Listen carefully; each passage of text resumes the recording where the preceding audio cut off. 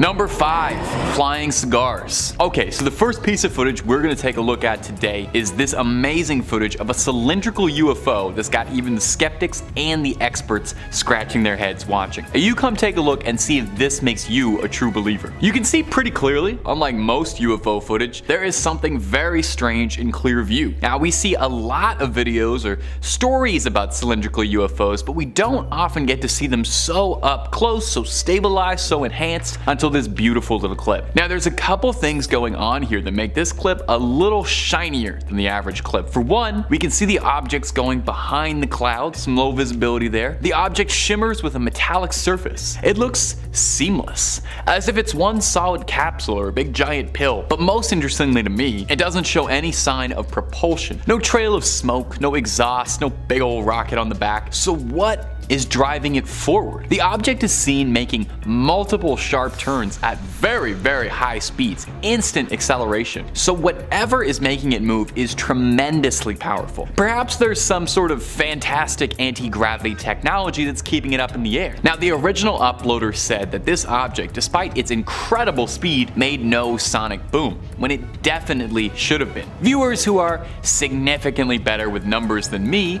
suggest that the object is going around 1,800 kilometers per hour. So what do you think, my dear sweet viewers? Is this some of the most compelling footage of a UFO in a while, or is this big strange pill craft just a big pill to swallow? You let me know down below. And if you're looking for way more alien content, well, you already know the Top 5 Scary has some of that and then some. We have got boxes and boxes full of alien videos for you to peruse and enjoy. But if alien videos aren't your jam, we've got a video on just about everything scary under the sun and above it. So click on through, make sure you hit subscribe, please hit that little bell, but do that at the end of this video, okay? Because I got 4 more alien sightings coming for you right now. Number 4, the mysterious triangle. Now, it wouldn't be a proper list of mysterious UFO sightings without a classic sighting of a triangular black UFO. If you're a regular enthusiast of UFO content, you probably recognize that black triangle UFOs are one of the most repeated sightings, right after those cylindrical cigar-shaped Tic Tac UFOs we just covered. Now, this next clip you're about to see was sourced from TikTok by the account TR3B Black Manta YT and was stabilized and enhanced by other members of the UFO community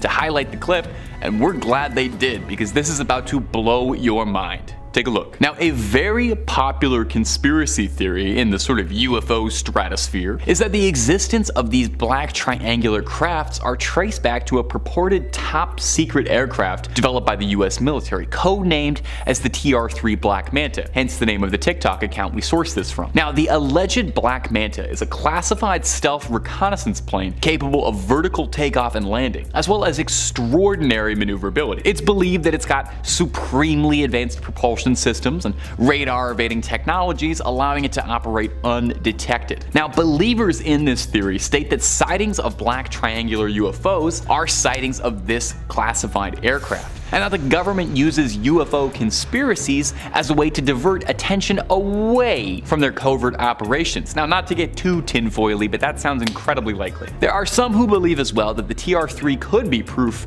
of a UFO, implying that the craft was reverse engineered from downed or otherwise recovered alien technology. Obviously, the government isn't going to outright confirm or deny anything vis-a-vis aliens, especially any top secret black ops level secrets, so officially the government has denied any involvement about a possible TR-3 Black Manta project. So what do you think, my viewers? Are these sightings of black triangle UFOs sightings of advanced military technology from this world or from someone else's? Number 3, the lights over Vegas. Coming up next today on this list is going to be this strange footage out of Las Vegas. Sometimes what happens in Vegas doesn't stay in Vegas and blows up the internet, like this series of mysterious bright lights that hovered above the city for hours, being seen by countless people, and yet no one seems to be able to figure out what it was. Now, often the bright glow of something like this could be traced to flares or aviation training. That was the hypothesis put forward by the local news station that aired this clip, suggesting it could be activity from Nellis Air Force Base, Creech Air Force Base, or Harry Reid International. When someone from the station reached out to Nellis, a spokesperson told the station that no training was conducted over the valley the previous night, and a similar statement was made by Harry Reid International. But come on, I don't need you to to be a tinfoil hat wearing conspiracy theorist to tell you that the government is not going to own up to that. Even if you caught them with a big, clear, crisp photo of an alien craft, they'd still say they had nothing to do with that. It doesn't seem overly likely that if the government was conducting clandestine ops, they'd be so forthright in telling people about them anyway, so still an option, I'd say. Moving forward, the person who filmed these mysterious lights said that he's a local to the strip, and that he said that these lights looked unlike anything he had ever seen before up in the sky there. Much bigger and brighter than any tourist helicopters or the usual glitz and lights and attractions from the Vegas skyline. The lights apparently burned really brightly for about 5 minutes or so, and then vanished again as they appeared. Now, the areas around Las Vegas are ripe for conspiracy. What with Area 51 being pretty close by? Could it be possible that these lights we saw were in fact high-tech military technology? Could they be reverse engineered alien technology? Or could it just be a bunch of geese that all had Christmas lights wrapped around them? We may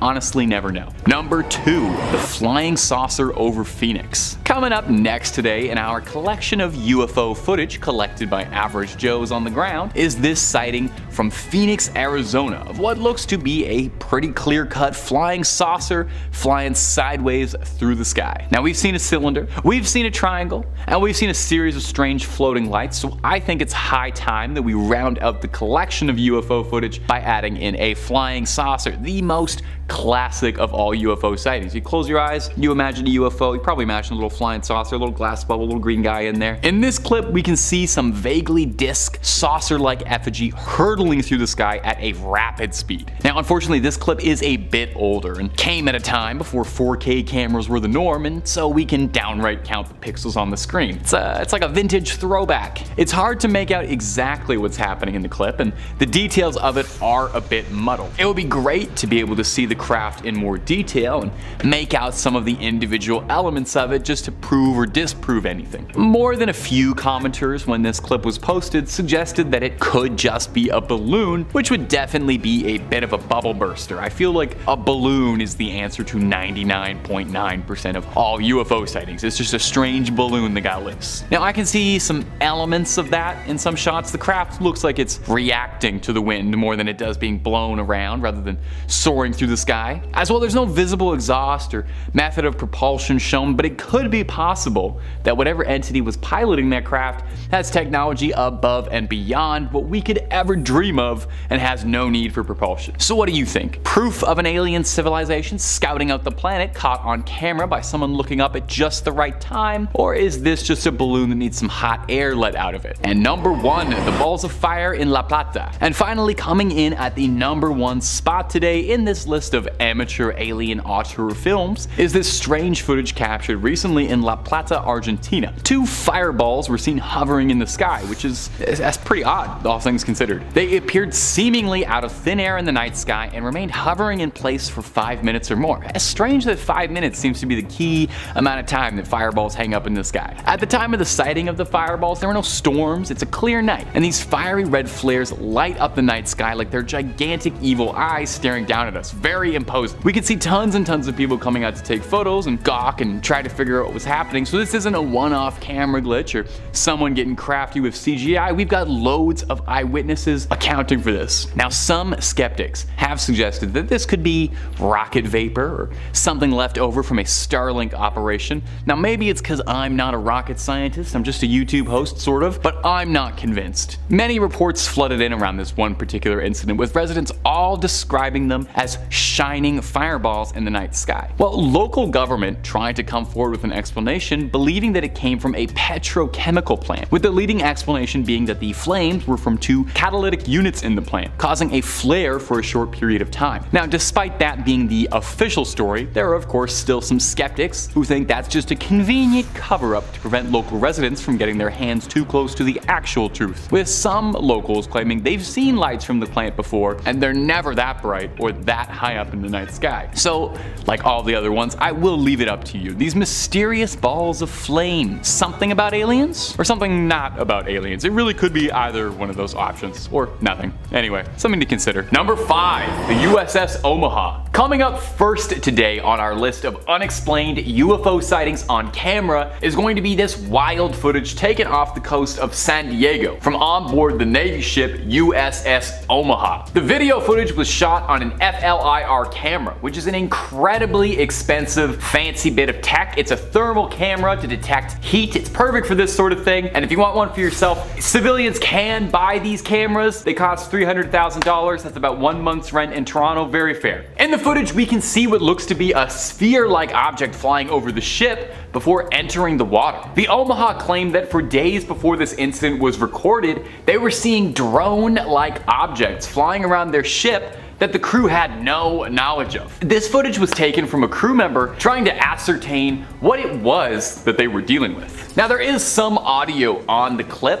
and it's illuminating. When the object goes into the water, we hear the sailors say mark, bearing, and range, meaning that the sailors on the ship were making a note of the coordinates and location where it went in, suggesting that maybe a submarine was sent in to recover or discover whatever was going on in there. Did it even submerge in the water, or does it seem a bit too like the craft outright disappears going into the water? I wish so bad we could get some more angles on this, or a follow-up to be able to find out what this was. Until then, we just have this strange footage to go off of and what speculation we have at home. There's a wild conspiracy theory that I just found out recently and I love, and we'll mention it a few times in this video, about a secret UFO construction facility under the water.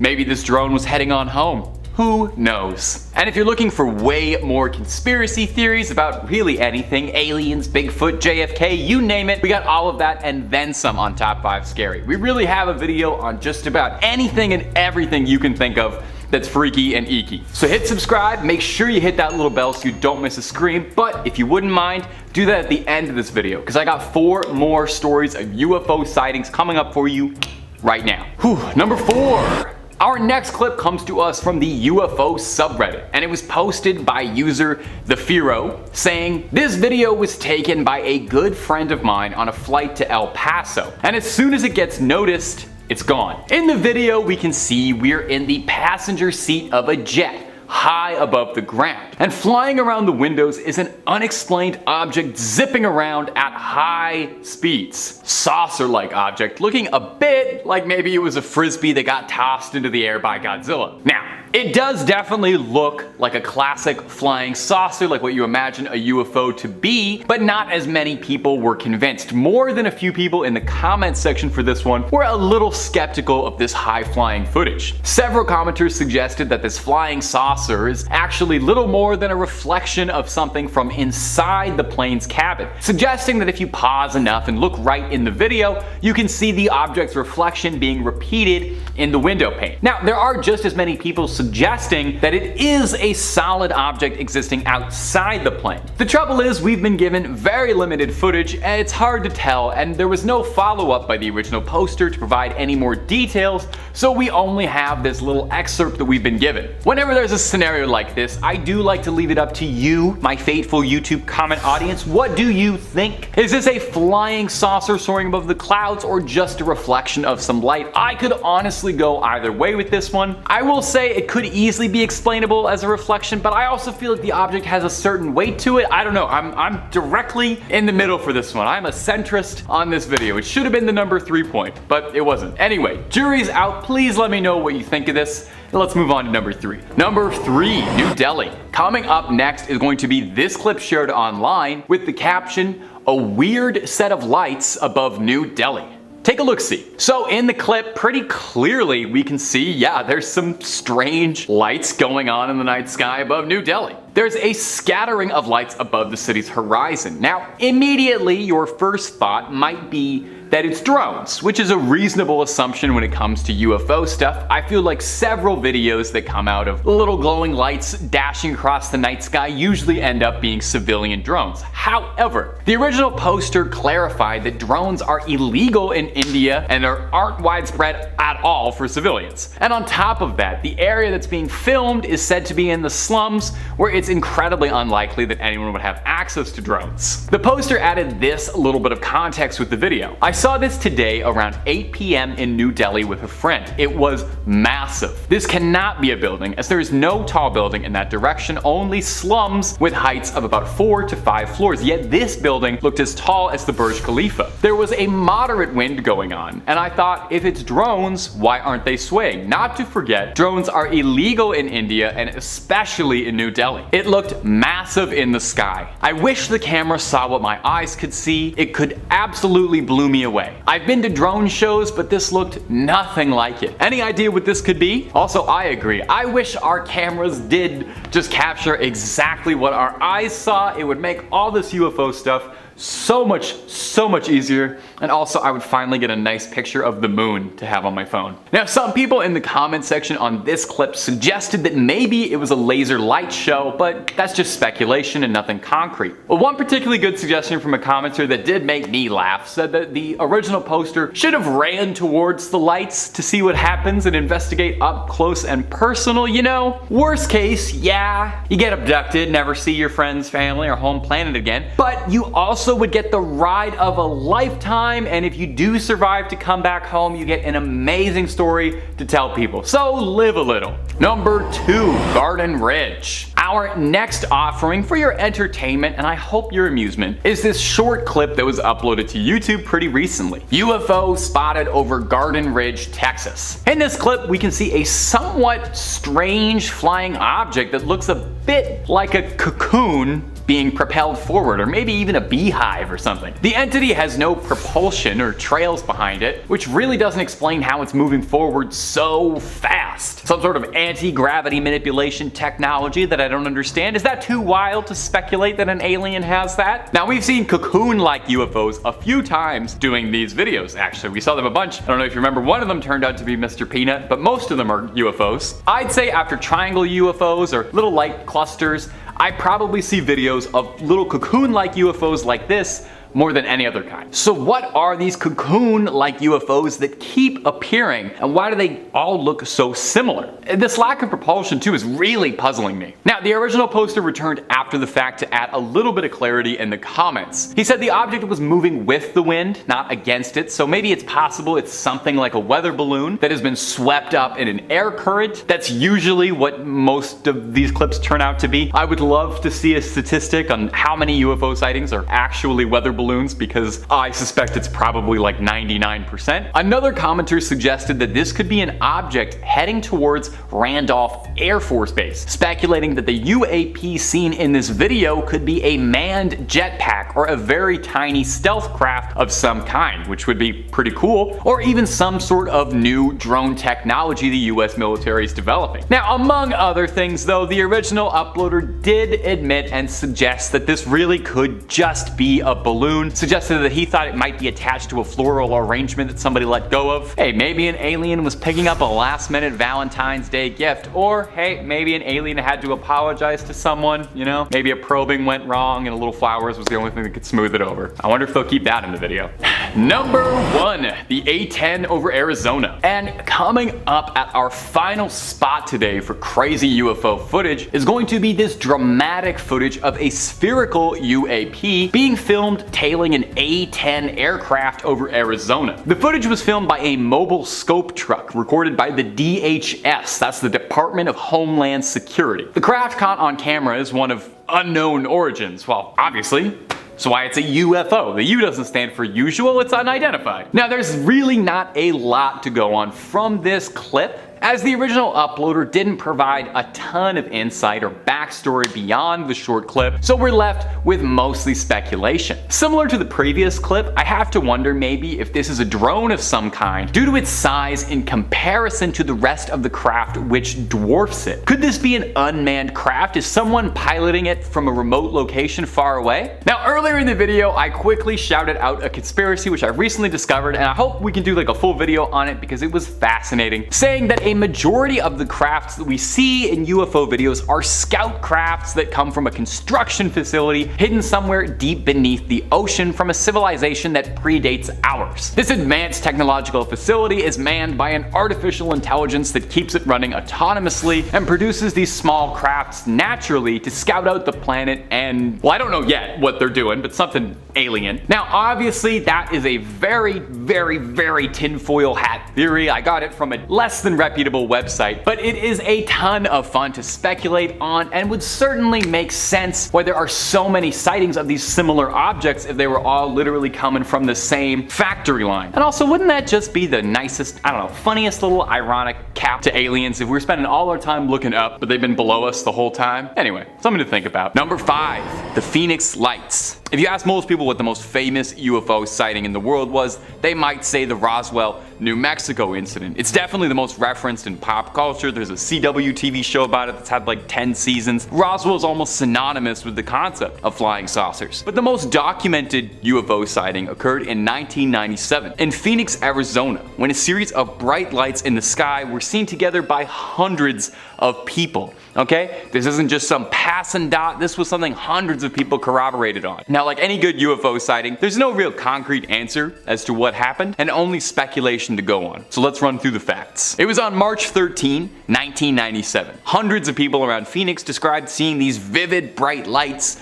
around 6 or 7 total. Now, reports claim that these mysterious lights were huge and big enough that they were blocking out your vision of the clouds, the stars, but they wouldn't produce any noise like a jet or a helicopter or anything. Big, blocky, silent. A few hours later on that same night, a second wave of sightings came over the city, describing a long trail of blinking objects that some said was a mile long and boomerang shaped. They were blinking in regular intervals, orange and blue lights. Air traffic controllers reported seeing these lights, but didn't detect any planes on the radar. And the air traffic controllers described this incident as inexplicable. But maybe the strangest part about all this, maybe just to me, is that the first person who called in the sighting was legendary 80s mullet owner and actor Kurt Russell, who was flying into the city with his son. Snake Plissken asked what the strange lights hovering over the city was, leading to Kurt Russell calling it in. The only thing he got back from air traffic control was, "We don't show anything." Now officially the military would claim that this was a test for high intensity flares, but eyewitnesses weren't so convinced. The governor of Arizona at the time, who was a former Air Force officer, claimed that the aircrafts he saw that day didn't resemble anything he had ever seen in his life. So, what happened in Arizona that day? Was it a widespread enough hoax, government cover-up, or proof of life from beyond the stars? You tell me. And if you're looking for more UFO videos, you already know we have got that and then some. Click on through to the channel, we've literally got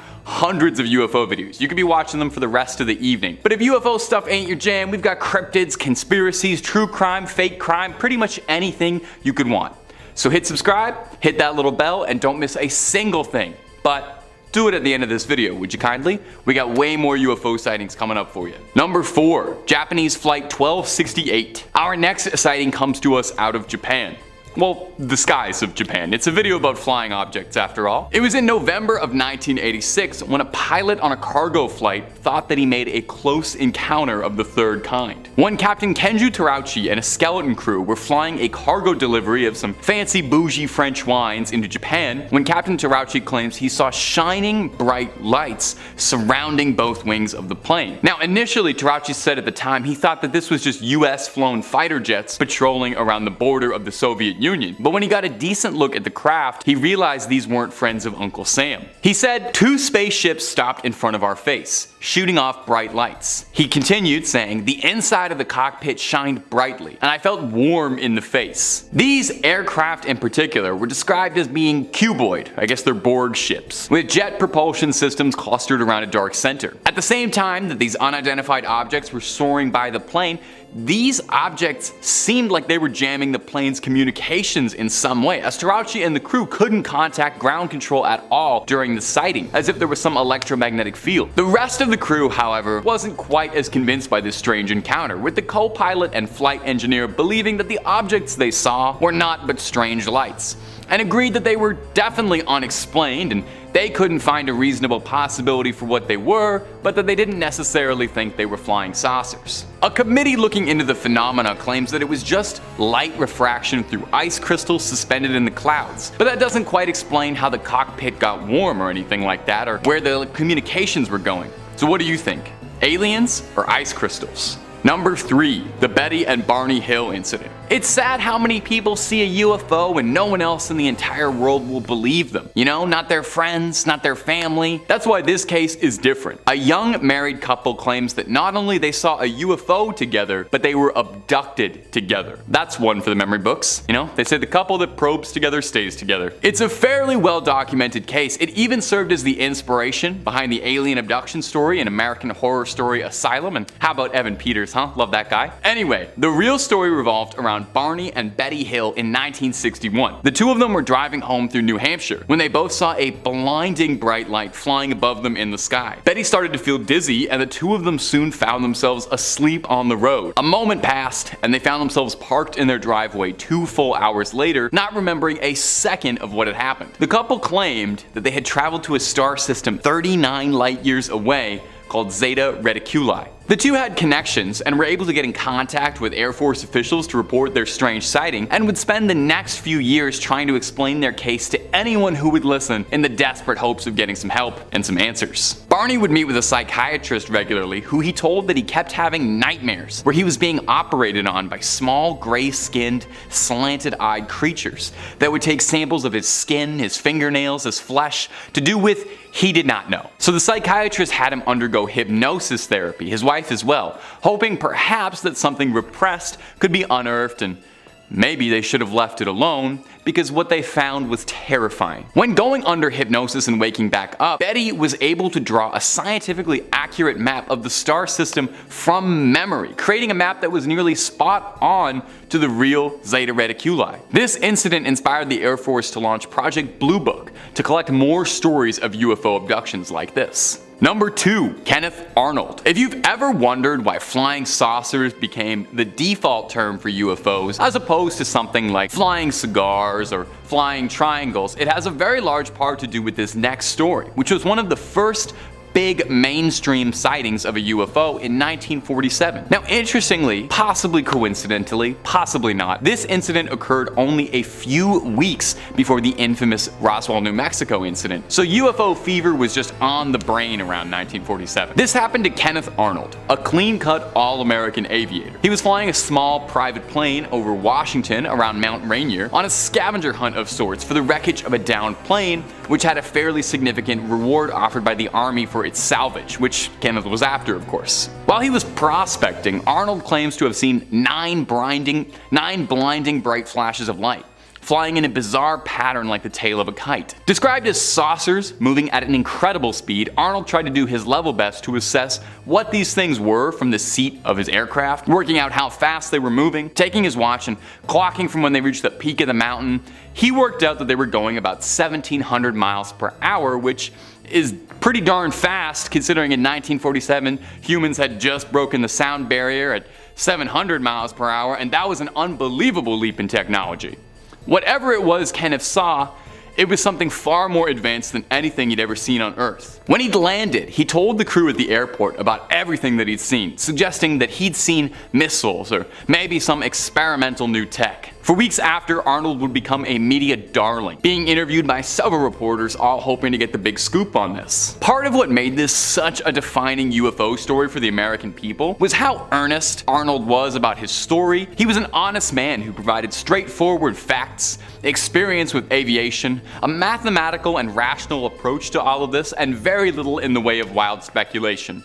Which is a shame, because I love wild speculation. Let's do a little more wild speculating with our last point. Number 1. The Betty Cash incident. In December 29, 1980, Betty Cash would see something on the outskirts of Houston near Dayton that would change the course of her life forever. She was driving with her friend, Vicki Landrum, and Landrum's grandson. At around 9 p.m., the three of them noticed a blinding bright light in the sky. Landrum believed it to be the second coming of Jesus, whereas Betty Cash described it like this: We didn't know what it was, but we knew that it was something lighting up the sky. We all began to feel this heat, and all of a sudden Vicky screamed for me to stop. And when I stopped, she went forward, and her handprint was embedded into the dashboard of the car. And I thought, well, I've got to see what this is. So I got out, I walked towards the front of the car, and I stood there looking up to try and figure out what this object was, and then a diamond-shaped object appeared with flames shooting out. The heat was tremendous. When I reached for the door handle, it was so hot I couldn't even begin to open it.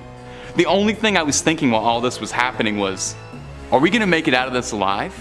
Landrum stated that moments later, a large squadron of black helicopters took over the sky above the area. After the choppers cleared, Betty took the Landrums home and retired for the night. The next morning, Miss Cash said she was extremely sick, suffering from nausea, vomiting, diarrhea, weakness, an intense burning in her eyes. Now, bizarrely, Landrum and her grandson all reported the same symptoms. These symptoms would worsen pretty seriously, with large blisters forming on the skin, and eventually Betty Cash had to be taken to a hospital where she was suffering from cancer symptoms, where she lost large patches of skin and clumps of hair. Now, to date, there has never been a conclusive answer to what happened to Cash and Landrum. What caused the radiation sickness? Was it the military testing new technology? Was it a craft from another world? Number 5, falling from the sky. Coming up first today is going to be this wild footage that was posted to TikTok quite recently. It might have flown under the radar, but now it's blowing up. And if you're into the supernatural and the unexplained, maybe you've seen it on your front page already in between videos of cats falling over. It was posted by user PMESASSO, and it showcases a truly bizarre encounter, and possibly a close encounter of the first kind. In this video, we can see something falling from the sky. Now, it's difficult to make out entirely what it is, but it looks more technological than not. It's not a bird. Looks a bit like it's a falling craft or a drone of some kind that's been shot down. Do you remember that week or two in February where every day a mysterious unknown craft would get shot down, and then the government would refuse to explain or comment on what would happen? Remember how that happened and now we've all just moved on from it? I'm still thinking about it. Anyway, after that craft seemingly descends to the ground below, we see in the sky that a bunch of military fighter jets seem to be in hot pursuit of it, which definitely makes me pretty suspicious if there's fighter jets not even a minute behind a strange, unidentified craft. Now, there are some doubters in the comments who aren't as convinced. Some say the crafts are therefore an air show, and the thing falling from the sky part of it as well. Of course, did they consider maybe the aliens were the one putting on an air show and the government didn't want to be upstaged and that's why they sent a craft over? If I know anything about the US military, it's that they don't like being second best at anything. And if you want to watch a place that's the #1 best at something, it's top 5 scary, and it's scary videos we've got. If you can think it up, we've got a video or two on it. I mean it. Megalodons, ghosts, ghouls, goblins, aliens, conspiracy theories, horror movies, basically anything freaky under the sun or above it, we got 2 or 3 videos on. So hit subscribe, make sure you hit that little bell so you don't miss a single thing, but if you'd be so kind, do that at the end of this video, because I got 4 more mysterious orbs and UFOs coming up for you right now. Number 4, Arizona's mysterious orb. Coming up next today on our list of strange sightings in the sky is this mysterious footage of an orb-like sphere bouncing around through the clouds. This clip was uploaded and posted to the UFO subreddit a few days ago, where it blew up almost immediately. Posted by user Amphion, and shout out UFO subreddit, making my job so much easier every day. The clip is a snippet from a local news station in Arizona reporting on a series of wildfires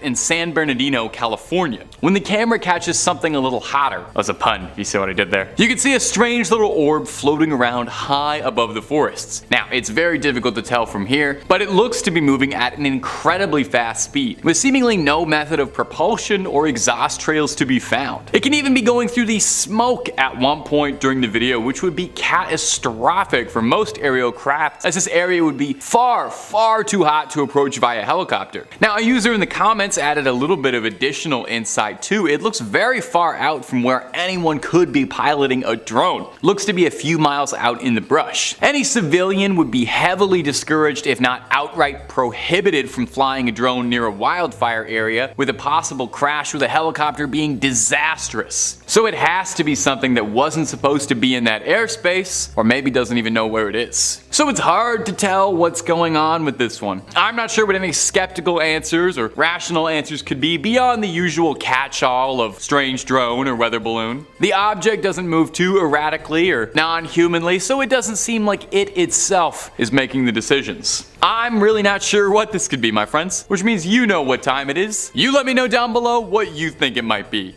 Or just tell me something nice about your day, you know, I don't know, something that made you smile today. Number 3, something from the sky. Coming up next today at our number 3 spot is going to be this short, sweet, mysterious clip posted to us on the most reputable source of information on the internet, TikTok, by a user going by the name of Brian Daniel. Gosh, people have the weirdest names on the internet these days. Brian Daniel, what does that even mean? In this short clip, Daniel claims that near his home, something fell from the sky onto the ground below, glowing a searing bright blue, ethereally brighter than anything he'd seen before. Commenters said they'd seen the same thing in Florida where the uploader lived. News reported that it was a meteor, but Daniel claims that it goes much deeper than that. He claims that the next day he tracked the crash site of the meteor and discovered what seemed to be a government operation cleaning the possible crash site, filming some feds standing around with their thumbs in their pockets on the beach. From there, Daniel claims that a mysterious man in a suit was on his front lawn filming his house, and him when he got home, and he didn't look like he was from the housing authority. Eerie. For what purpose? We don't know. Now, as fantastical as this video is, I'm always more than a little weary to believe something from TikTok, just because the app is very, very easy for anyone to edit content with, and this video is literally 3 disconnected shots clipped together. I know I'm a man on the internet telling you to believe things, but I think you should always be incredibly rational and skeptical and take everything with a grain of salt, and there's nothing to suggest that these 3 things were even taken by the same camera. Now, the meteor in Florida is real. That happened on April 13th, 2021, so jot that down, that did happen. But the thing that's really holding me back about this clip, and the reason I find it more skeptical than I believe it, is because the mysterious agent at the end of the video is wearing a suit that doesn't quite fit him. I thought they were the men in black, not the men in the dress for less at Ross's summer collection.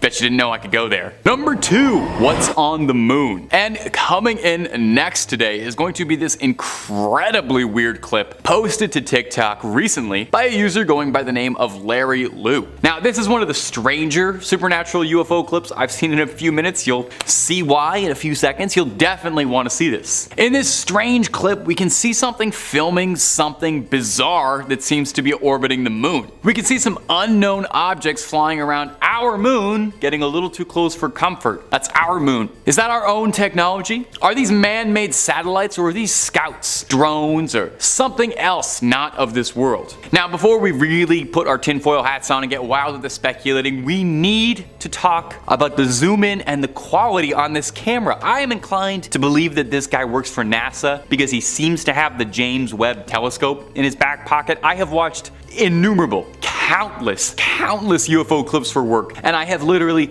never seen a clip this high quality. I was salivating watching this. I can't even talk about the alien stuff because I'm too busy focusing on the pixels in this thing. You can make out the footprints on the surface of the moon. You can see Neil Armstrong's size 13 on the dust. You're telling me this guy shot this on his phone? Why is this man not filming every single supernatural occurrence on this planet? If we set this guy up in the woods, we would have Bigfoot, Mothman, the Loch Ness, all that proven, disproven within an afternoon. I need to take 5. I need a drink. Okay, I'm good. Back to the original video. Most people in the comments were like me, solely focusing on the incredible lens on this user's iPhone. A few people suggested that that could be the American flag from the surface of the moon. I find that a bit unlikely, but I don't know enough about moons to disprove that. So what could it be? Let me know down below in the comments, or hey, feel free to just continue to comment on how impressive the camera zoom is. What is he working with there? What am I working with? I don't know. Number 1, crop circles. I didn't need to say it like that. Coming up last on our list of UFO sightings we just can't wrap our noggins around is this footage that was taken in 1989. Now, I know the title says 2023, but if you really squint, 1989, 2023, I don't know, they look exactly the same to me. It might be a vintage, but that just means the high strangeness has been aged to perfection. Don't dismiss it till you get your eyes on it. It looks like an excerpt of a documentary about aliens and UFOs of some kind, sort of like what you're watching now, but bet the guy hosting this isn't even half as charming. In the video, clear as day, we can see two strange, small, metallic spheres racing around a farmstead, glowing bright against the shroud of the night sky. They seem diligently at work, creating an intricate pattern below in the fields. Some sort of circle in the crop, an almost crop circle, if you will. I feel like crop circles kind of fell out of vogue in alien culture, which is a shame. I think they're very cool and fun. They always make me think of the underrated M. Night picture, Signs. I know some people hate that movie, but I thought otherwise. Anyway, I guess our parents were much more frightened by flattened designs and bits of grain and cereal, and we just don't feel the same way. But I, for one, want to bring it back. I want to bring crop circle culture back. Now, this clip is pretty remarkable. Some say it almost looks too good, and there's been a raging debate in the UFO and alien community as to whether or not this was a real clip or a very well engineered hoax for darn near 30 years now. Detractors argue that it's CGI, while believers state that the CGI would be too advanced for the time. I mean, most CGI around this era looked like Reboot, you know? Not to besmirch Reboot, but come on. Well, we probably won't find the answer today to whether or not it's a hoax or not, because only you can truly decide that, okay? The truth is out there for you. Just like only you can decide if M. Night Shyamalan is a misunderstood auteur or a total hack. We're just not going to talk about the Avatar movie. In 5th place, we have the 2004 series of Spottings. On November 14th of 2004, Lieutenant Alex Dietrich was piloting her FA-18 Super Hornet when she observed an oblong object hovering over the water. It leapt into motion, skimming 500 to 1,000 feet over the waves at around 500 knots. The fighter jet's onboard radar couldn't detect the object, but Alex's weapons system operator in the rear seat, whose name is not public, witnessed it as well. Alex has quoted her recollection as, "We were trying to call out what we were seeing to each other, and to make sure everybody else is seeing it. It's moving so erratically and so fast that our voices, our minds, and our radio calls just can't keep up with it." Now, the majority of credible modern-day UFO sightings, ergo why it's on this list, can be credited to those that work in the Air Force. And it should be noted that military pilots specifically are trained at what they call REAS, short for reconnaissance, and referring more specifically in this case to the art of recognizing aircrafts by their shapes, paint schemes, unit insignia, and more. On one of the other Super Hornets that launched behind Alex was Lieutenant Commander Chad Underwood, who was able to capture the object on an infrared camera. It was around 40 feet long, round and smooth, and quickly received the nickname Tic Tac. Now, all of the footage that the US government has confirmed as authentic and unexplained speak for itself, since I know we have the clip handy.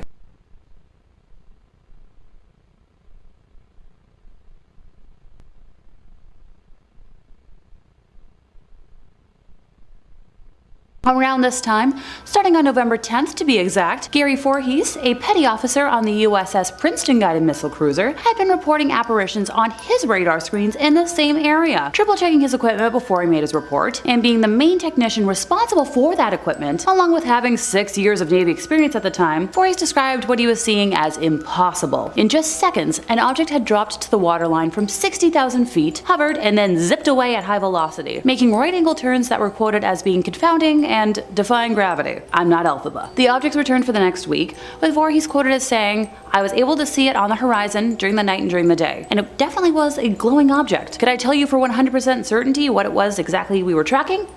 No." Now, footage of this event used to exist, with Gary being able to vividly describe his memories, but has since been completely scrubbed from the internet. Just gonna give the Pentagon my usual dose of side-eye right about now. Don't mind me. In 4th place, we have the Washington Flap. At 11:40 p.m. on Saturday, July 19th of 1952, Edward Nugent, an air traffic controller at the Ronald Reagan Washington National Airport, try saying that 5 times fast, spotted 7 objects on his radar. The objects were around 24 kilometers south-southwest of the city, not following any established flight paths, and no known aircrafts were in the area. Edward's superior, Harry Barnes, a senior air traffic controller at the airport, watched the objects on the radar scope, later writing that they knew immediately that a very strange situation existed. Their movements were completely radical compared to those of any ordinary aircraft. Harry had 2 controllers check Edward's radar, and they found it was working normally. He then called the National Airport's radar-equipped control tower, and the controllers there said that they also had unidentified blips on their radar screen, and saw a hovering, bright light in the sky that was moving at speeds they couldn't understand. At this point, other objects appeared in all sectors of the radar scope, and when they moved over the White House and the United States Capitol, Harry then called the Andrews Air Force Base, which was located around 10 miles away. Although they reported that they had no unusual objects on their radar, an airman soon called the base's control tower to report the sighting of a strange object. Airman William Brady, who was in the tower, saw an object which appeared to be like an orange ball of fire, trailing a tail, saying it was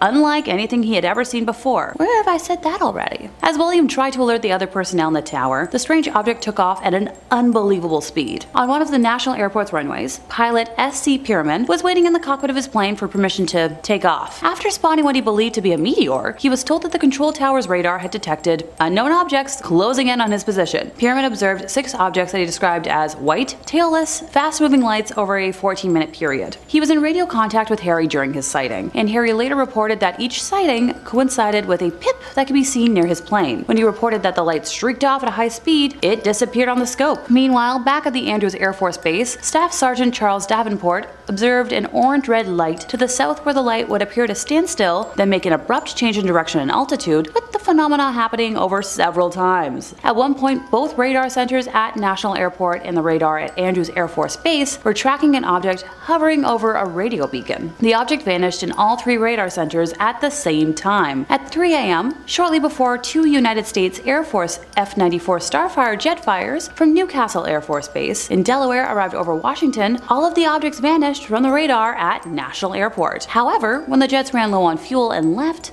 the objects returned, which convinced Harry that the UFOs were monitoring radio traffic and behaving accordingly. The objects were last detected by radar at 5:30 a.m. Now, the government later tried dismissing the events of that day on a temperature blip, but those who were present have been adamant otherwise.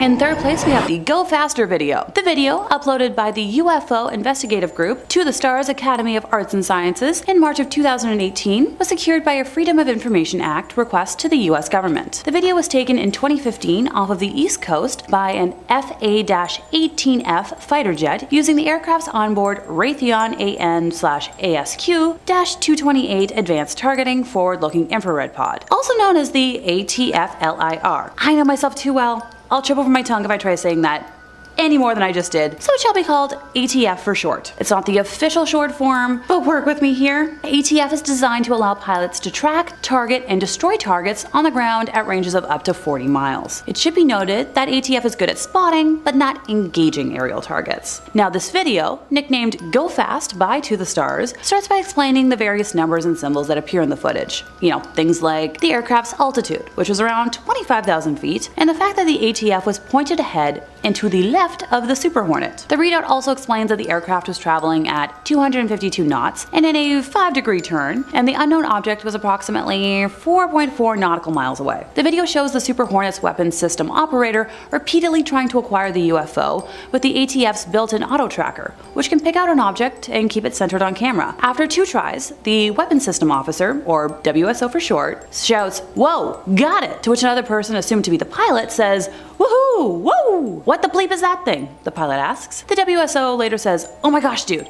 To which the pilot replies, "Whoa, what is that, man?" Now, this is where the skeptics would start asking, "But Alexa, how is this unknown object different from, weird government aircrafts we don't know about?" Well, doubters, let me count thy ways. For starters, the UFO doesn't have any kind of hot exhaust trail that would be emitted by a conventional turbine engine, appearing to emit, no heat on the ATF sensor. And secondly, the UFO doesn't have any visible wings or fins. Through my research, I've learned that even cruise missiles, such as the American Tomahawk, have small winglets that should be visible, and other missiles, such as the Maverick anti-tank missile, still have little stubby fins. The UFO appears oval-like and does not appear to fly nose first in the direction of travel. To quote from one of my favorite films, "Take that, Mr. Downey Mustafa." In second place, we have the Aguadilla UAP. Jonathan Lace, spokesman for the Scientific Coalition for UAP Studies, SCU for short, explains that the organization believes the most compelling footage of anomalous activity ever taken was by a Homeland Security aircraft over Puerto Rico on April 25th of 2013. I'll let you folks make up your own minds in the comments, but let's get at it. The video was captured at around 9:20 p.m. on that fateful day as an unknown object flew across the runway of the Rafael Hernandez Airport in Aguadilla and was caught on infrared camera by a U.S. Customs and Border Protection aircraft, the footage of which was leaked to the SCU by an anonymous source. The eerie footage shows an object believed to be up to 5 feet in length, moving at speeds of up to 120 miles per hour, get close to the ground before seemingly plunging into the ocean and splitting into 2. In a 50-page report, the SCU has made notes that no bird, no balloon, no aircraft, and no known drones have that capability. It also appears to not disturb the water when plunging beneath and then re-emerging from the surface, a phenomenon known as trans-medium travel. SCU investigators said that the object appears to be of unknown origin after spending 1,000 hours researching the UAP in question. It is claimed that the pilots of a DHC-8 turboprop spotted a red light over the ocean. They then contacted the control tower, who told them they did not know the identity of the object, and then the object's lights went out as it approached the shore. The plane then engaged its thermal imaging camera and went on to follow the UAP. The SCU report concluded by saying that the video is the best documentation of an unknown aerial and submerged nautical object exhibiting advanced technology they've ever seen. They have since called for the release of more data from the Pentagon after the release of the Tic Tac, Gimbal, and Go Fast videos. In their statement, the SCU says that they believe that all government data regarding unidentified aerospace objects should be made available to the public to be openly investigated by the broader scientific community, provided that such data does not compromise sources or methods of data collection. Now, a full scientific investigation of such data would be able to uncover valuable information relating to both national security and advancement of our understanding of physics, aerospace engineering, and, our world and beyond. Here's to hoping the Pentagon listens someday and releases that footage. If I've said it once, I've said it a million times. They just really need to stop being so cagey about what they release. They really don't release information unless they're forced to, and while I hate sounding like a broken record, they need to do better. And in first place, we have the Chicago O'Hare Airport sighting. At around 4:15 p.m. on November 7th of 2006, federal authorities at Chicago O'Hare's International Airport received a report that a group of 12 airport employees were witnessing a metallic, saucer-shaped craft hovering over gate C-17. The object was first spotted by a ramp employee who was pushing back United Airlines Flight 446, which was departing Chicago for Charlotte, North Carolina. The employee made the flight's crew aware of the mysterious object above their aircraft, and this unknown craft was also witnessed by, pilots, airline management, and mechanics, so a lot of people. No air traffic controllers saw the object though, and it didn't show up on radar. Witnesses described the object as completely silent, 6 to 24 feet in diameter, and dark gray in color. Several independent witnesses outside of the airport also saw this object. One described, seeing a disc-shaped craft hovering over the airport, stating that it was obviously not clouds since the object shot through the clouds at a high velocity, leaving a clear blue hole in the cloud layer, which closed itself shortly after the events. According to a reporter at the Chicago Tribune, the disc was visible for approximately 5 minutes and was seen by close to a dozen United Airlines employees, ranging from,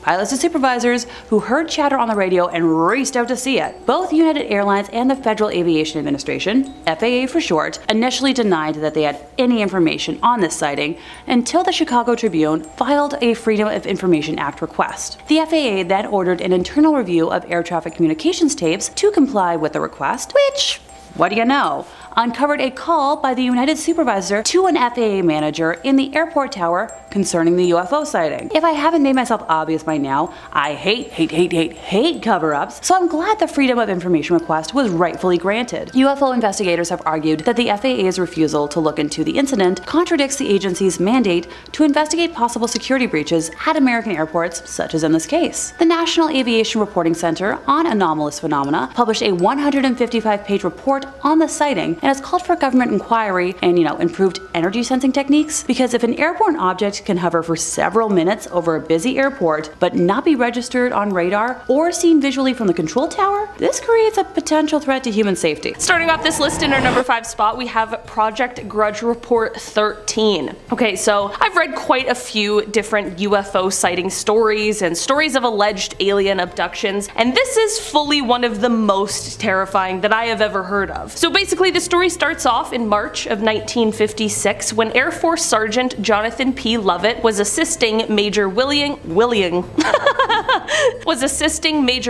Cunningham in the White Sands Missile Testing Grounds near Holloman Air Force Base in New Mexico. The pair were out searching for debris from a recent rocket test when Major Cunningham heard a loud scream. His first thought was that Sergeant Lovett had been bitten by a snake, so he went around to help aid his partner when he allegedly saw something he never expected. He recounted seeing the sergeant being dragged away by some sort of long serpentine arm that had wrapped around his legs. Whatever this creature was, it was connected to a hovering silver disc that was in the air about 15 feet away. The major stood there in horror as he watched this creature and the sergeant retreat into the craft, which then rose vertically into the sky. Of course, he radioed for help, and while he was taken to the hospital for observation, search teams were sent out immediately. It wouldn't happen until 3 days days later that they would find the body of Sergeant Lovett only 10 miles from the site where he was said to have disappeared from. The autopsy performed on him later also only raised more questions than answers, as his body was severely harmed. So of course there was an investigation that happened, and many people claim this investigation was detailed in a 600-page document labeled Project Grudge Report 13. But the problem with this is that no official information on Report 13 exists, and the US government denies its very existence. Though Grudge Reports 1 through 12 have been declassified, along with Report 14, no official mention or accounting of Report 13 exists, and the story solely relies on secondhand accounts of the horrible incident. In our number 4 spot today, we have the cigar-shaped UFO. Okay, so let's set the stage. It's 2:45 a.m. on July 24th, 1948, and there are 20 passengers aboard a twin-engine propeller plane that is at 5,000 feet, being flown from Houston to Atlanta by pilot Clarence S. Childs and co-pilot John B. Whitted. Out of the 20 passengers on board, 19 of them are asleep at these early morning hours, and everything seems to be going as per usual until it wasn't. The 2 pilots and the 1 passenger who was awake all witnessed the same thing about 20 miles southeast of Montgomery, Alabama. About a week after the incident, the pilot explained what he had seen by saying, quote, "It was clear there were no wings present, that it was powered by some jet or other type of power shooting flame from the rear some 50 feet. There were 2 rows of windows which indicated an upper and a lower deck, and from inside these windows a very bright light was glowing. Underneath the ship there was a blue glow of light. By his estimates, he watched the UFO for about 10 seconds before it completely vanished." The co-pilot gave a similar explanation and also added, quote, "The object was cigar-shaped and seemed to be about 100 feet in length. The fuselage appeared to be about 3 times the circumference of a B-29 fuselage. It had 2 rows of windows, an upper and a lower. The windows were very large and seemed square. They were white with light, which seemed to be caused by some type of combustion. I asked Captain Childs what we had just seen, and he said that he didn't know." Well, this is obviously all very strange and peculiar. What has driven UFO enthusiasts even more is the fact that this strange sighting was of course later investigated by the US government, but the results of that investigation have allegedly been mostly destroyed. Does that mean that they found something they aren't willing to share yet? Some believe that perhaps the pilots and the passenger witnessed a secret Soviet spy craft, while others believe it was definitely something of the extraterrestrial variety. In our number 3 spot today, we have the Lubbock incident. On August 25th, 1951 in Lubbock, Texas, a group of scientists from the Texas Technical College were all hanging out in the backyard of geology professor Dr. W.I. Robinson. They were all just chilling, enjoying each other's company, until around 9:20 p.m. when they saw something very strange. It was a V-shaped formation of 15 to 30 bluish-green lights passing overhead. They were completely confused over what it could be, but figured that the lights would likely reappear, which they did. About an hour later, the lights reappeared, and at this point, all of these scientists knew that they had witnessed something exceptionally interesting, but what was it? The scientists weren't the only ones to witness the lights either. About 350 miles away in Albuquerque, New Mexico, an employee of the Atomic Energy Commission's top secret Sandia Corporation, who had a high-level Q security clearance, had been sitting outside with his wife, quote, gazing at the night sky, commenting on how beautiful it was, when both of them were startled at the sight of a huge airplane flying swiftly and silently over their home. On the aft edge of the wings, there were 6 to 8 pairs of soft, glowing bluish lights. There were more sightings as well, all reporting a similar thing. The group of scientists began investigating, tracking the lights, which they witnessed 12 more times. They measured the angle of the lights, they tracked the speed, and they attempted, unsuccessfully, to try and measure the UFO's altitude. Here's the deal with this though. The government did end up investigating, but the official explanation for these lights is the most cryptic message I've ever seen. It read, quote, "I thought that the professor's lights might have been some kind of birds reflecting the light from mercury vapor streetlights, but I was wrong. They weren't birds. They weren't refracted light. But they weren't spaceships. The lights that the professor saw have been positively identified as a very commonplace and easily explainable natural phenomena. I can't divulge exactly the way the answer was found because it is an interesting story of how a scientist set up complete instrumentation to track down the lights. Telling the story would lead to his identity, and in exchange for his story, I promised the man complete anonymity. Despite people claiming that the mystery has been solved, by this explanation, people are left with a lot more questions than answers. In our number 2 spot today, we have the Shag Harbor incident. This UFO encounter is often referred to as Canada's Roswell, so I was shocked that I hadn't heard of it before. Basically, this incident took place on October 4th, 1967, when an unknown object crashed into the water near Shag Harbor, which is a tiny town in Nova Scotia. There were at least 11 people who witnessed this object as it crashed, and many people claimed to have heard a whistling sound followed by a loud bang when the crash took place. The witnesses that claimed to have seen the UFO were all doing a bunch of different things at the time. One couple was just sitting on their porch, but the 2 witnesses that really get me are a flight pilot and a ship captain. On Air Canada Flight 305, First Officer Robert Ralph pointed out to Captain Pierre Charbonneau that there was something strange at the left side of the aircraft. They reported an object tracking along on a parallel course a few miles away and described it as a brilliantly lit rectangular object with a string of smaller lights trailing the object. Shortly after they first noticed it, there was a large but silent explosion near the unknown object, and then 2 minutes later there was a second explosion, but this one faded to a blue cloud. As for the ship captain, Captain Leo Howard Mercy, he saw 4 blips on his Decca radar that were totally stationary. This led to him looking up to the sky, and that is when he saw 4 bright objects sitting in a rectangular formation about 28 kilometers from the vessel's window. He wasn't the only one who saw it on board. The entire crew of nearly 20 fishermen stood on deck and watched. A man named Laurie Wickens was another one of the witnesses, and he and some of his friends ended up calling the RCMP, the Royal Canadian Mounted Police, because they saw a huge object floating in the Atlantic Ocean about 1,000 feet off of the shore. This is all super weird, and not only the RCMP, but also the Royal Canadian Navy and the Royal Canadian Air Force became involved in investigation, but nothing was ever recovered or found. But it was also revealed that all commercial, private, and military aircrafts along the eastern seaboard were accounted for, so what could have all these witnesses seen? Since they have never officially identified what it was in the official Government of Canada documents, it is listed as a UFO. And finally, in our number 1 spot today, we have the Westall incident. Taking it back to 1966, we have the largest mass UFO sighting in Australia that at the time was largely ignored. This incident took place when over 300 students and staff members of a school in Melbourne all witnessed multiple UFOs silently flying through the air before they landed in a nearby field. Well, there's been a ton of speculation about this incident in the many years, and one witness account stands out among the rest, and that is the account made by the science teacher from the school, Andrew Greenwood. He was alerted to the UFO event by a hysterical student, and when he went outside to see for himself, everything changed. Previously a skeptic of UFO stories, Andrew's mind was abruptly changed when he saw, as he described it, a round silver object about the size of a car with a metal rod sticking up in the air. He went on to explain that suddenly 5 planes came and surrounded the object, all while more people were gathering to watch. He called what happened next the most amazing flying he has ever seen, explaining that, quote, every time they got too close to the object it would slowly accelerate, then rapidly accelerate, and then move away from them and stop. Then they would take off after it again, and the same thing would happen. This went on for about 20 minutes before the mysterious object just vanished. As weird as this all was, what was almost weirder was what happened next. Firstly, the headmaster of the school is said to have tried to put a stop to anyone talking about the incident at all, threatening severe punishment to any student or staff who was caught speaking about it, and when the Royal Australian Air Force contacted him,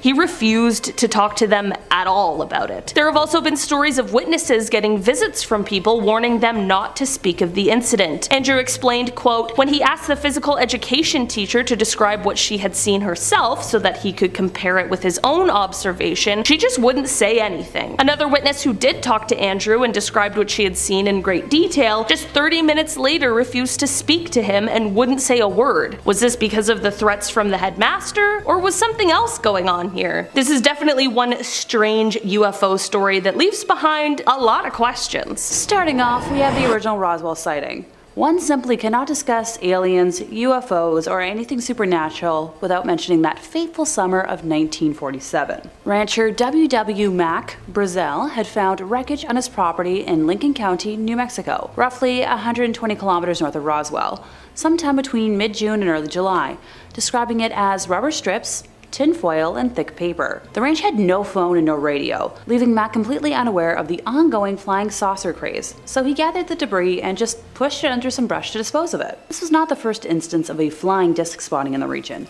with several stories already being reported to the press that year. On July 5th, Mac drove into Corona, where he heard stories of silvery flying discs, and 2 days later, on July 7th, made the decision to bring the wreckage into the sheriff's office in Roswell. The sheriff called in the Roswell Army Airfield, which assigned the matter to Major Jesse Marcel. Mac brought Major Marcel back to the debris site, and the two gathered up more pieces of rubber and tinfoil, with the Major taking the materials home. On July 8th, Public Information Officer for the Roswell Army, Walter Hott, issued a press release stating that personnel from the field's 509th Operations Group had recovered a flying disc near Roswell. On that same day, Major Marcel took the material to his base commander, Colonel William Blanchard, who reported the findings to General Roger Ramey at Fort Worth Army Airfield.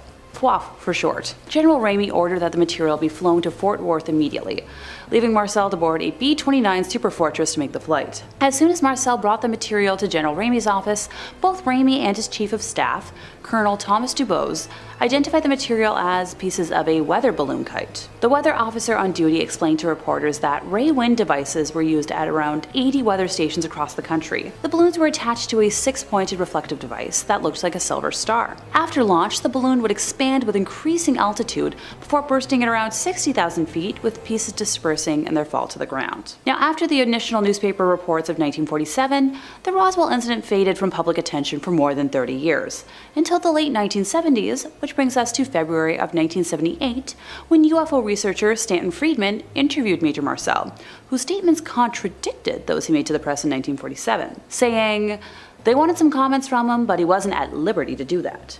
All he could do was keep his mouth shut. And General Ramey is the one who told the newspapers, the newsman, what it was and to forget about it. It's nothing more than a weather observation balloon.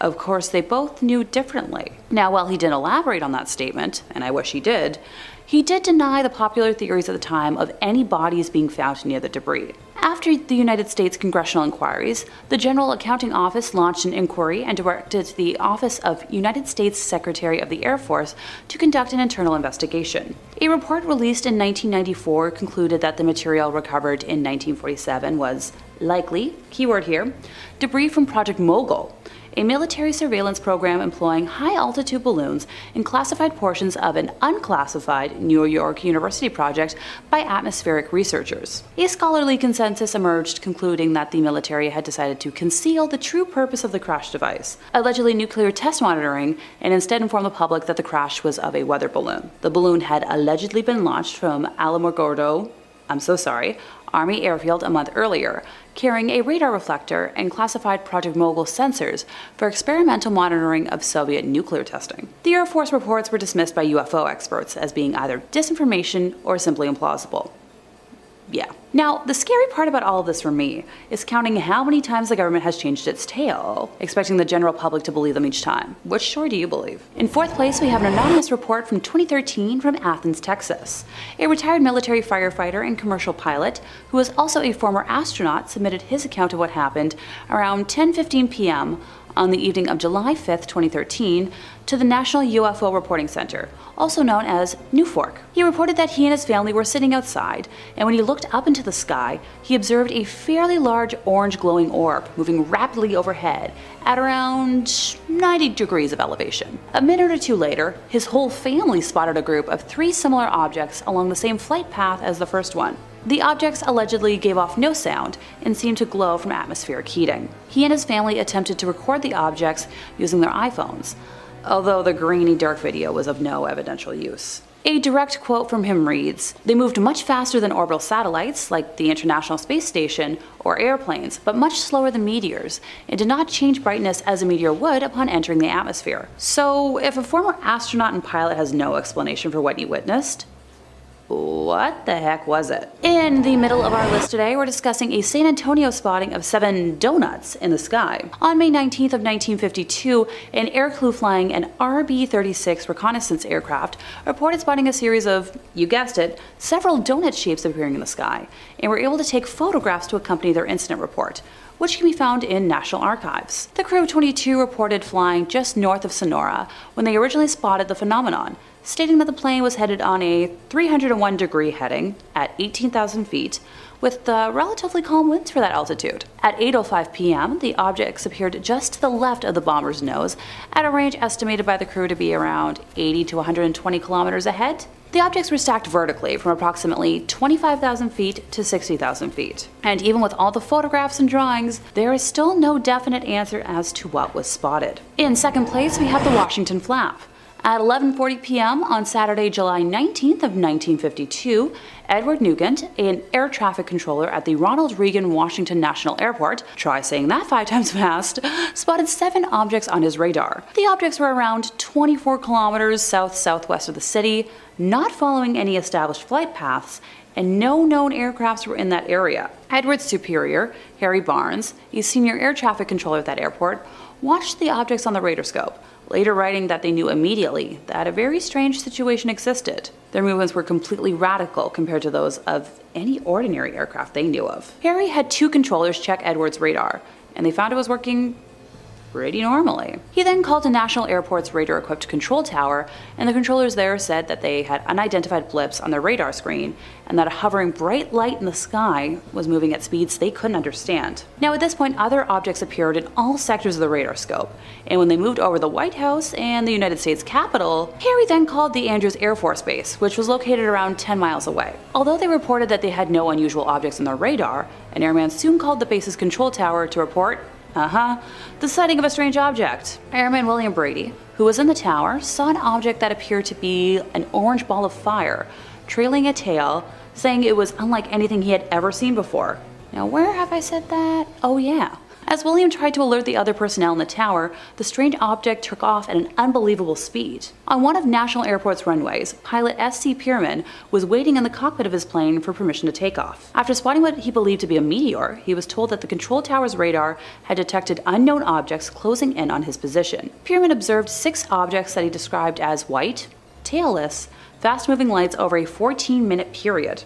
He was in radio contact with Harry during his sighting, and Harry later reported that each sighting coincided with a pip that could be seen near his plane. When he reported that the light streaked off at a high speed, it disappeared on their scope. Now meanwhile, back at the Andrews Air Force Base, Staff Sergeant Charles Davenport observed an orange-red light to the south, where the light would appear to stand still, then make an abrupt change in direction and altitude, with the phenomena happening over several times. At one point, both radar centers at National Airport and the radar at Andrews Air Force Base were tracking an object hovering over a radio beacon. The object vanished in all 3 radar centers at the same time. At 3 a.m., shortly before 2 United States Air Force F-94 Starfire jet fighters, I'm really getting to know my airplanes today, from Newcastle Air Force Base in Delaware arrived over Washington. All of the objects vanished from the radar at National Airport. However, when the jets ran low on fuel and left, the objects returned, which convinced Harry that the UFOs were monitoring radio traffic and behaving accordingly. Now, the objects were last detected by radar at 5:30 a.m. The government later tried dismissing the events of that day on a temperature blip, but those who were present have been adamant otherwise. In first place, we have the abduction of Betty and Barney Hill. Yeah, I know I said I'd be talking about UFO sightings today, but this event is a combination sighting and abduction that I couldn't leave off the list. The Hills were a married couple that lived in Portsmouth, New Hampshire. Barney was employed by the United States Postal Service, while Betty was a social worker. They were active in the local Unitarian congregation, members of the NAACP, and Barney sat on a local board of the United States Commission on Civil Rights. Overall, they seem like pretty normal folks, right? The UFO sighting happened at around 10:30 p.m. on September 19th of 1961. The Hills were driving back to their home in Portsmouth from a vacation in Niagara Falls in Montreal. Just south of Lancaster, New Hampshire, Betty noticed a bright point of light in the sky that moved from below the moon in the planet Jupiter upwards to the west of the moon. While Barney was driving, Betty reasoned that she was observing a falling star. Only, it was moving upwards. Because it moved erratically and grew bigger and brighter, Betty convinced Barney to stop their car for a closer look, as well as to walk their dog, Dulcie. Barney obliged and stopped at a picnic area just south of Twin Mountain. Now by this point, Betty had dug out her binoculars for a closer look and described seeing an odd-shaped aircraft flashing multicolored lights travel across the face of the moon, believing it to be a flying saucer based off of stories she had heard from her sister. Now taking his turn with the binoculars, Barney thought it was just a commercial plane at first, but soon changed his mind because without looking as if it had turned, the craft rapidly descended in his direction, causing him to realize something was wrong. The Hills said they continued driving on the isolated road, moving very slowly towards Franconia Notch in order to observe the object as it came even closer. At one point, the object passed above a restaurant and signal tower on top of Cannon Mountain and came out near the Old Man of the Mountain. Betty testified that it was at least 1.5 times the length of the granite cliff profile, which was 40 feet long, and it seemed to be rotating. At one point, the object descended rapidly towards their vehicle, causing Barney to stop in the middle of the highway. The huge silent craft hovered at around 80 to 100 feet above the Hills' 1957 Chevrolet Bel Air and filled the entire field of view in the windshield. Barry stepped away from the vehicle and moved closer to the object, which he later said was roughly the size of a huge pancake. And that statement right there just made me hungry. Still using the binoculars, Barney claimed to have seen 8 to 11 humanoid figures peering out of the craft's windows, seeming to look right at him. In his report to investigator Walter Webb of the National Investigations Committee on Aerial Phenomena, NICAP, Barney described specifically that the beings were somehow not human, but humanoid. In unison, all but one figure moved to what appeared to be a panel on the rear wall of the hallway that encircled the front portion of the craft. The one remaining figure continued to look at Barney and communicated a message to him, saying, "Stay where you are and keep looking." Barney had a recollection of observing the humanoid forms wearing glossy black uniforms and black caps. Red lights on what appeared to be bat wing fins began to telescope out of the sides of the craft, and a long structure descended from the bottom of the aircraft. Now, the silent aircraft approached what Barney estimated was within 50 to 80 feet overhead and 300 feet away from him. Not arriving home until dawn, the Hills stated that they had some odd sensations and impulses they couldn't explain. Now, extremely confused, the Hills said they tried to reconstruct what had exactly happened the night before, but their memories were incomplete and fragmented. Notice I did a little bit of a jump there. That's because we don't know what happened. After sleeping for a few hours, Betty awoke and placed the shoes and clothing she had worn during the drive into her closet, observing that the dress was torn at the hem, zipper, lining, and later noted a pinkish powder on her dress. Now, over the years, 5 different laboratories have conducted chemical and forensic analyses on the dress. This wasn't the only damaged items in their possession. Barney said that the leather strap for the binoculars was torn, but didn't remember how. The toes of his best dress shoes were scraped, and their watches were broken, and no matter what, never worked again. There were shiny concentric circles, so similar to the rings that you would find on a tree trunk on their car's trunk, that had not been there the previous day. Betty and Barney experimented with a compass, noting that when they moved it close to the spots, the needle would whirl rapidly. But when they moved it a few inches away from the shiny spots, it would drop down. 10 days after the UFO encounter, Betty began having a series of vivid dreams, which continued for 5 successive nights. She stated that she experienced them with a degree of detail and intensity that she never had before, and after the 5th night, they stopped and never recurred, although they occupied her thoughts during the day. Determined to recover their lost memories, the Hills opted to partake in hypnosis sessions. Barney recalled driving the car away from the UFO, but afterwards he felt compelled to pull off the road and drive into the woods, eventually spotting 6 men standing on the dirt road. The car stalled, and 3 of the men approached the car, telling Barney not to fear them. He was still anxious, however, and he reported that their leader told him to close his eyes. While hypnotized, Barney said, "I felt like the eyes had pushed into my eyes," a statement he would repeat each session. The best anyone has been able to rebut what happened was claiming stress and sleep deprivation as the cause of what they saw and experienced. I'll admit, I'm usually much more of a skeptic, but this seems pretty dang real to me. Number 5. Red Eyeball Ship. In January of this year, a man in Spokane, Washington was in his living room when he happened to sight a strange alien craft that caused him to question his beliefs and his place in the universe. In his own words, "Our backyard camera recorded this strange object. We put a camera in our backyard because stuff has been coming up missing. But one morning I had the TV on in my living room as I was sitting on our couch. I happened to look up at the TV and saw this strange object. I went out on the back porch and I couldn't see that object at all. But when I went back in the house, it was still there. I went to get my brother to show him what I was seeing. He didn't know what it was, but he was seeing it too. Then it started to move out in the field, where I didn't see it anymore. Then it started to come back towards my backyard. Again, it looks round with a red eyeball in the middle, but I have no clue to this day what it is. I took a couple photos in infrared. If you look in the center of the red, you can see something. Looking at the photos, it is difficult to come up with another explanation for what this strange unidentified flying object could be. Number 4. An American UFO. Our next tale was posted this year, but details an experience from the year 1980. The witness shared his story of seeing a UFO that seemed to be affiliated with the US government, but he also posits a theory about why the government would allow this ship to be seen by the public. I had a sighting in broad daylight in 1980 at around 9 a.m. in early December. My mom and hundreds of other motorists witnessed it as well. We were driving to visit my father at his work in Beverly Hills and were waiting to hop on the freeway in Santa Monica when we saw your classic silver disc. It hovered completely still at about 150 feet or so for 10 solid minutes. Remember, we were crawling, slow as molasses traffic. We got a very good look at this thing. On the underside was stenciled US Air Force. It looked very official, and we assumed it had to be one of ours. Then, after hovering for 10 minutes, it shot off towards the southwest like a bullet. I've never seen anything move so fast in my life. It was shocking, but I have a theory as to what the craft was doing there and why we witnessed it. I don't know how familiar you are with Jimmy Carter on the issue of UFOs, but he is on record as having had a sighting of his own in 1973. Carter was no flake.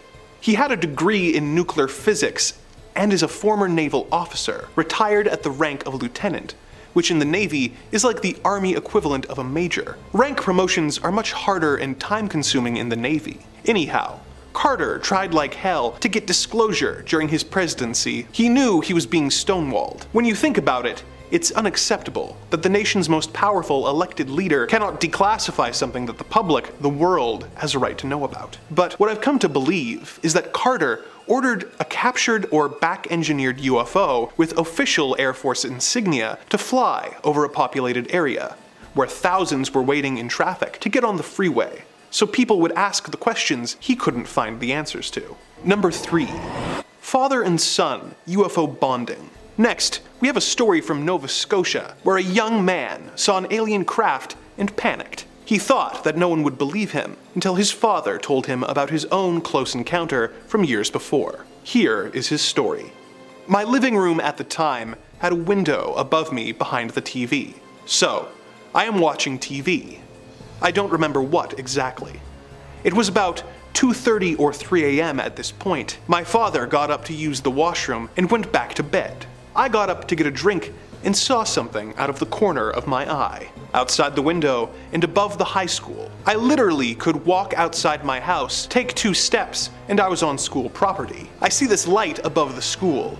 I figured it was a meteor shower or space junk. I grabbed the binoculars. I looked out the window to see if I could see it. I couldn't really get a good look. It was too blurry through the window. So I went outside to have a look. It was not very bright in my small town. I look out towards the school. I see something I can only describe as a ball metal, almost like a flowing liquid metal, but to my eyes seemed like it was taking the form of a sphere, condensing in on itself from time to time and rippling, as if the surface rippled like water. The light from it appeared that way. It was circular, bright, white, almost silvery. At times, it seemed that the light coming from it had faded, and I could see that it was a solid sphere, silver in appearance. I do not know how big it would be. A guess would be the size of a 2-seater passenger plane. It darted from above the school to the hospital in a blink of an eye. The distance was about 1/4 of a kilometer, but on a somewhat linear path. I had my eyes glued to it, and it blinked out of existence. It is the only way I can describe it. I could no longer see it. I scanned around the sky with the binoculars, then found it was above a church about a full kilometer away. Same strange ball rippling like metal. I was outside for, I believe, 25 to 30 minutes. Based on my coming back in between 3:30 a.m. and 4 a.m., my brain could not comprehend what I was seeing. I literally thought I was dreaming or experiencing some kind of hallucination. I felt as if what I was seeing was straight out of a movie or sci-fi book. It was like it was darting around our entire town at random intervals, going from one part to another within the blink of an eye. The distance it traveled from the school to the hospital to the church is in total 1.4 kilometers. I snapped, and for some reason started crying. I ran to my dad and woke him up. "It's a satellite," is what he said. My father enjoyed watching stuff on UFOs and personally believed the US government covered something up about Roswell, but I never really said too much. He told me to go to sleep. I was terrified, for whatever reason. I was so scared after it. I did not sleep for months unless one of my parents was awake while I fell asleep. I really struggled with whatever I experienced that night for a very long time. It was a horrific experience for me, and hard to even talk about. I had extreme anxiety and depression from it. I was only a teenager, just barely. I found myself being paranoid. I did not want to be alone at all. Anywhere, in the daytime, I would make sure I always knew where someone was. I was never alone. I was so afraid, I started saying prayers. I spent the next 5 years looking at everything I could that was related to UFOs. The sensation I had from it. I felt a oneness kind of, but also so completely overwhelmed with fear. It felt as if my skin was trying to escape my body. My spine burned, and the entire time I was filled with thoughts of, this is amazing, and I'm going to die. I need to get in the house. All the hair on my body was standing up. I was sweating. When I got in the house, my shirt was nearly stuck to me in sweat. My father thought I went outside and got attacked and ran away. I was crying and rambling about some craft in the sky and how it was going to get me. My father told me he never saw anyone so absolutely terrified before, that I was nervous and would look out the windows at night to make sure I was okay. I've never been so afraid in my life of anything. My body was telling me I was going to die. My father didn't like me waking him so I could sleep. My mother, well, was not in the picture. My father's reaction is based off of a sighting he had in the 70s that some people in the town saw. He was ridiculed by people for talking about the craft he saw so close to the ground it looked like it was going to land in the blink of an eye. It darted off and was gone. He said it was circular in shape, like the classic UFO, glowed bright yellow, and had a low hum to it. He doesn't really like talking about it. Number 2. Another father-son tale. Next, we have a story from a man who was not a believer in alien life until one night his young son pointed out something in the night sky to him. In his own words, "I was in my home in Almond, Michigan. That time of year, it gets quite dark quite early. It must have been around 8 p.m. My son, who at the time was 12, came running into the house, saying there was a UFO right outside our house. Let me add, at this point, I was not one who believed in UFOs. I went outside and my son pointed south and upwards and said, 'Look.' The funny thing was, at first I didn't see anything, but I did notice it was unusually dark. Then I noticed a very dim light. I suddenly realized that the reason it was so dark was that there was a huge craft right over our driveway. It was at tree level and was moving north at a very slow pace, approximately a slow walking speed. There was a very distinct humming, exactly like a large transformer humming. There was a very dull light in the middle, and as it traveled down our driveway, I made out a row of windows around the craft. The windows looked very large. I remember walking down the driveway with my son. The next thing I remember is standing out in the field north of my house, still looking at the UFO, when suddenly it went from approximately 90 or 100 feet straight up in the sky to where it was a pinpoint of light. It just looked like another star. This happened in under a second. We continued to watch it for quite a while when it took off in a northwesterly direction, like a meteor, and was gone in a second. There are a lot of things I can describe if you are interested, but this is the basic part. I don't feel like I was abducted, but honestly, I do not remember how I got from my driveway and then into the field. Number 1. Bigfoot, Alien Hunter. Our final story is perhaps the most insane sounding story I've ever read. It began when a group of friends went to stay in a cabin in Missoula, Montana. At first, everything seemed normal until they looked to the sky after dinner on their first night, as one of the witnesses reported. Right there, hovering above the meadow at almost the level of the hills off in the distance, it appeared to be a triangular shape / sphere shaped like an arrowhead. It had a flashing red light at each point and they flashed at the same time. Slowly, the craft started turning until it was pointing right in our direction. We all squealed with nervousness. We all convinced ourselves and each other that it was much too far away and that there was no way it could see us. Jason got up and turned the outside lights off. Then, the object turned off its lights. When Jason turned them back on, it did as well. They did this a few more times, with the craft always copying their actions. Then, with no warning, it just shot forward and then came to a dead stop over top of us. And when it stopped that quickly, it seemed that the momentum made the front end point downwards right at us. The group ran inside and hid, with one of them eventually working up the courage to look out the window, only to see yet another rare sight. Bigfoot. The witness kept quiet about this because, you know, one thing at a time, but that night heard bipedal footsteps on the roof of the cabin. The next morning, 2 of the friends went to the river to fish, and the others had coffee on the porch, but looked to the tree line and saw the drivers of the alien craft. I saw as clear as day what is commonly called a gray alien. Its big bulbous head was peeking out from behind a tree, and I saw its dark almond-shaped eyes and the tiny nose with two very small holes. I'm not sure if it felt me looking at it, but it slowly moved back behind the tree. At that point, the fishermen came running back, saying that they had crossed paths with Bigfoot again. 40 feet into the woods of mainly ponderosa pine, they saw the Bigfoot. It walked step by step with them, and then it looked over at them and realized they were watching it. That's when it started walking towards them. They started running, and they saw that it was walking as quickly as they ran. When they made it through the woods, they got to a clearing. They ran with everything they had. They said it was dark brown in color and maybe 7 feet tall. Its hair was bushy in spots. Most people go their entire lives without seeing aliens, Bigfoot, or UFOs, so the fact that this trip to the cabin resulted in a hat trick is pretty impressive. If this is true, why was Bigfoot so close to an alien craft? Is he perhaps an alien as well? Is he a Wookiee? Number 5. Alien Gate Crashers. Our first story comes from a man in Zimbabwe who was asleep one night when he woke up to see an alien craft that seemingly had no trouble passing through solid objects. This is his recollection of the event. My name is Johan Reitman, and I farm near Feathersdorp, 150 kilometers from Harar. I am 31 years old. On the 5th of February, I woke up from a bad dream just after midnight, when I heard a car go past. I got up and looked out of the bedroom window, which faces the front of the farm. I watched as two cars passed each other, a strange sight, as there are usually few vehicles to be seen, and none at night. One car pulled into my gate, and I thought immediately, oh no, those guys are coming to pinch my new engine on the borehole. I rubbed my eyes and face to make sure I wasn't still asleep. I looked at the car again. It was long and wide, and made a low humming sound. I could see lights at the back,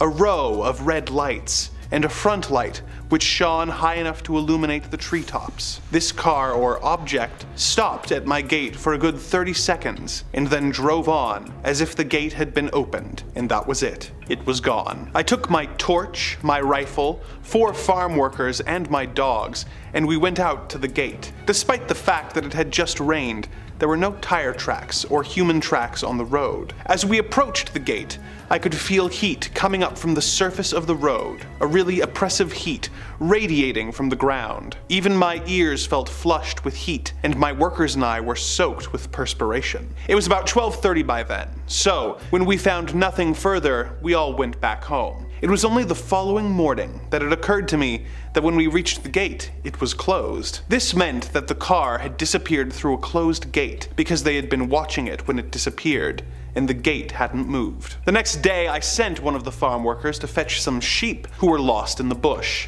and on his way back, he said he saw an object straddling the road. By the time he reached the spot, it was gone, but strangely enough, the sheep would not walk over to the area where the object had been. Instead, they divided around it. Number 4. A UFO crash in Greece. Our next report comes from Georg and Panteloas, who interviewed the witnesses of a UFO crash in Megas Platanos in Greece. The following is quoted directly from his report. At 0300 hours that night, shepherds and some villagers observed a small group of 5 to 6 UFOs approaching the area from the north. One of them had an unstable flight and seemed to be having a problem. Strange lights came out of the UFO's fuselage, but without any noise. As an eyewitness, Shepherd Trantos Karatranos told me suddenly the treble UFO lost altitude and crashed to the ground at a distance of about 500 meters away from him. He didn't hear any noise, but a fire started burning the bushes. Trantos was very afraid to get closer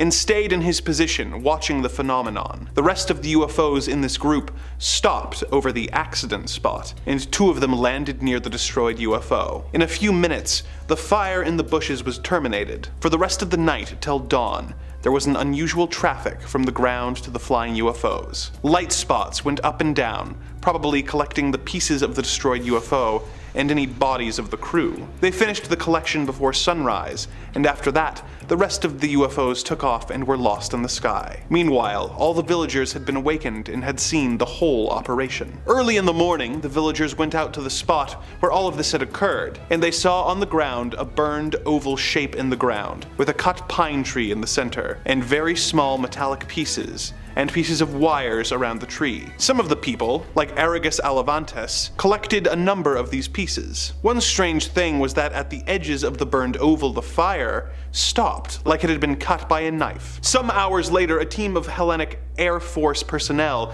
came into the area and told the villagers that this was nothing serious. Maybe a Soviet satellite crashed or a plane. They took some pieces of the UFO too and left the area. Argyris sent a piece of the UFO to the Space Research Institute in Brussels. That's the story. If you think that we need more information, we can get more, because I have a very good relationship with the people in the village of Megas Plantos. You see, they don't like to talk a lot about the story, because they are afraid that someone will think they are crazy or something. Number 3. An unexpected police sighting. The next story on our list was related by a Lithuanian police chief, whose officers witnessed strange UFO activity that resulted in him having to make the press rounds to reassure the people of his country. As he put it, "I am chief of police in Vilnius, Lithuania. Recently, I had to appear on the radio to explain that 2 policemen who had reported seeing something extraordinary were known to me to be reliable witnesses and were of sound and honest mind. There has been considerable public anxiety about this matter, arising from what I consider to be media hysteria about their official report. Earlier this year, the entire police force was put on alert. The 2 officers stated that they had observed a round, shining object on the main route at around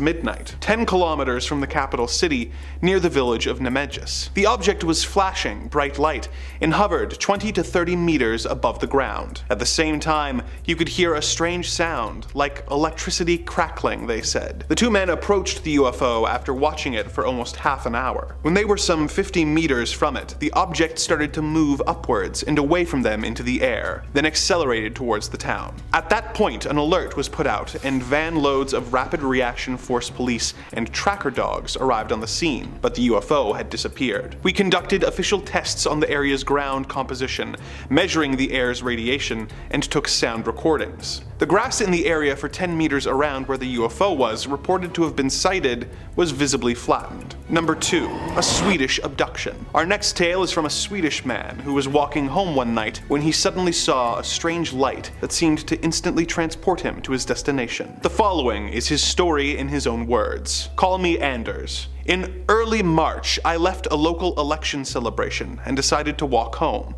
about 5 kilometers away. I had a few glasses but was still sober. It was a starry, moonlit night, and I decided to take a shortcut that led over a hill. As I was climbing, a bright light came from behind, which I thought was a fast car. I moved off the road onto the grass verge, and then I realized it was not a car. The light passed right over me, almost touching my head very quick. Then, I found myself immediately outside my home in Lindholmen, ringing the doorbell frantically. When my wife opened the door, she saw that I had a wound in my forehead and my cheek was burnt. The next day, I telephoned the National Defense and was interviewed in detail by 2 investigators. They told me there were other witnesses. A woman cyclist reported seeing a light at the same time I did, and a couple driving nearby saw what they thought was a new water tower with extremely bright lights shining out of its windows. Later, they realized there was no water tower at that spot. I still have a scar on my face to this day. Whenever I touch it, I feel a tingling sensation, and I experience a wonderful feeling of oneness, of unity with the earth itself. Number 1. A strange sighting in Uruguay. Our final tale of the day comes from a police chief in Uruguay who was out with friends when the sights he saw made him a believer. In his own words, "I am Police Chief Miguel Costa, in charge of the force at Melo, Uruguay. On March 10th, I was driving with 2 friends, Armando and Maria Pasa, along a gravel road near Tacuarembó, when a huge oval disc loomed out of the early morning darkness. It was enormous and gleaming, with yellow and orange lights. I stopped the car and purely on impulse flashed the headlights. All of a sudden, the UFO appeared to hesitate and zigzag up and back, as if answering our call. When I started up again, it was following us. I again stopped the car and flashed my lights. Again, the UFO appeared to waver in reply. We drove on once more along the twisting road, and the UFO stayed with us, always about half a kilometer away. This went on for almost 50 kilometers. That's when the strangest thing of all occurred. We were all glued to the windows, watching as the disc suddenly shot towards the ground as if it was going to crash. It stopped 50 to 100 meters from the Earth, and we could clearly see its round, dome-like shape with a large flat plate underneath. There was a slight ring of cloud around the dome. The top was reddish, but the bottom was a brilliant glowing white. Inexplicably, the new position of the UFO made us all uneasy, so we turned around and headed back to Tacuarembó, the nearest town. The blazing lights of the UFO remained at a constant distance behind us. I pulled in under some trees, hoping to evade it. We then observed a second disc traveling some distance behind the first. They never touched, but they seemed to be traveling together. They seemed to maneuver up and down until clouds started to form. Then they passed over the top of the clouds and lit them up like a halo. Then they faded, getting smaller and smaller until they disappeared at dawn. They had been with us for 90 minutes. We were all speechless, as we could not believe what we had witnessed. I myself have never believed in UFOs, but I do know that this incident revealed something rare and inexplicable. Number 5, Bonita Springs, Florida. Our first clip today is going to be coming to us from the UFO subreddit, because really, where else? The UFO subreddit is doing more to get alien content out in the open than any world government is willing to, so if they're not gonna do it, we gotta let the guys online pick up the slack. This clip was posted to us from user Marcus1640, who had this to say. Well, let's roll the clip though first, I think.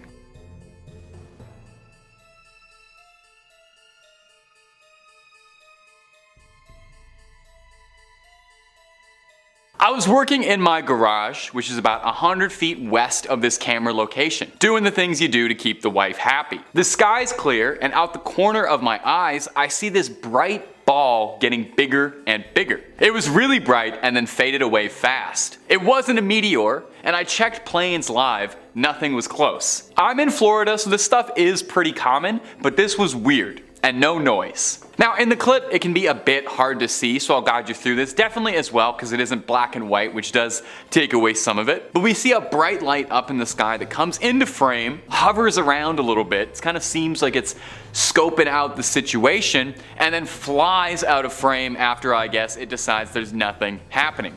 Now OP said that the ball of light when he saw it come into frame was this shining, radiant orange, impressively bright in the night sky. Obviously, that doesn't translate super well, so we have to use our imagination just a little bit, you know, close your eyes and imagine it's bright and orange. Wow, what a lovely shade you used. Now some speculation in the comment section of Reddit had people wondering if possibly this could be something like space debris burning up on re-entry, or a satellite reflecting the sunlight down to Earth for but a second. Pretty difficult to tell from here, but that's the way it goes with the paranormal sometimes. Nothing can ever be so easy, and would we really want it to be? I think we should have to fight for it just a little bit. Fight to get the truth out there. And as usual, my friends, if you're looking for more UFO sightings and content, I have a pretty good idea of where you can find more of it. We've got 8 parts worth of UFO sightings from 2023 alone. If you haven't clicked on through yet, you gotta catch up. And if UFO videos aren't your jam and you clicked on this out of accident, we've got loads more scary content for you, ranging from the macabre and mysterious to the outright horrific and hard to believe. Click on through and find something to scream at, and subscribe and help us out. Mean a lot from Old Tay. Number 4, the Netherlands. Our next sighting is going to come to us from the Netherlands. Seems even aliens can't resist hitting up Amsterdam. Let's roll the clip first to get your eyes on it, and then we're going to take a quick listen to the description posted by its witness, who's remained anonymous. Just before 6 p.m. in front of the cinema in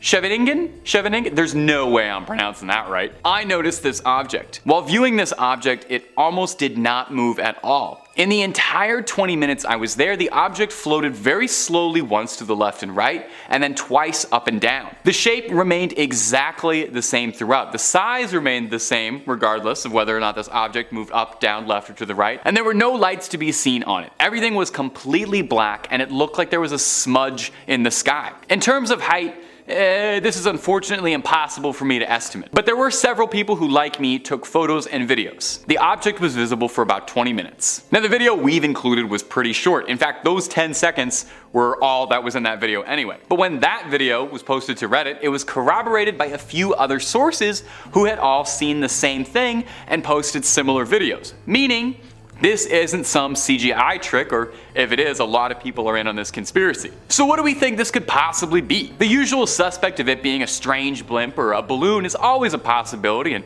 I've seen enough of these videos now that I'm always instantly like, this is probably just a balloon, isn't it?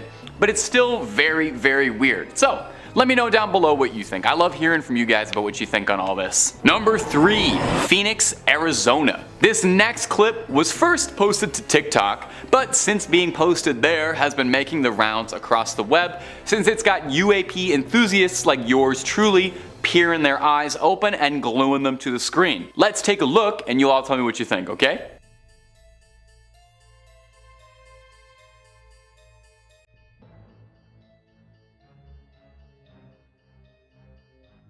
Now whatever is going on in there is definitely odd. That much I can say with absolute certainty. There's something up there in the clouds that's floating above almost menacingly, maybe that's just me, and it's flashing a light brightly, and I swear it almost looks like it's turning invisible over and over again. The thing seems to be slowly moving across the sky in a way that makes it look like it's scanning the surroundings. Naturally, commenters went a bit wild with this clip, speculating like I am now. Some suggested that this could be something like hyper advanced military technology being tested out in the field, which would definitely be exciting, and honestly, more probable than not, I feel like there's a lot the government don't tell you about what they're working on. The CIA themselves even said that they think most alien sightings in the 50s and 60s were just reports of the U-2 spy craft. Others suggested that this could be something as dull as a civilian drone being flown around in the sky with a lighting rig attached for no other purpose than to drum up attention and get some TikTok views. But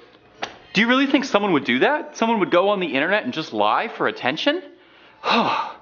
I don't know. Meanwhile, more than a few people on the original TikTok were very convinced that this was a proper UAP alien sighting and could have been an alien visitor caught on tape. Comment section, I'm going to toss this one over to you as always. Me, personally, I'm a little inclined to believe this might be a boring one. This could just be a drone. Just because I'm not so sure that our alien visitors would give themselves away so easily by attaching lights to their crafts and letting themselves get identified so easily, but maybe that's what they want us to think. So I'm curious what you all think it could be. Number 2, Scotland. This next clip is going to be coming to us from Scotland. I like when we have UFOs all across the globe, you know? It makes it seem like we're all in this together. It was originally posted on the UFO subreddit as well. I'll roll an excerpt of the clip and then I'll walk you through the context that the user provided additionally with it. Let's roll it.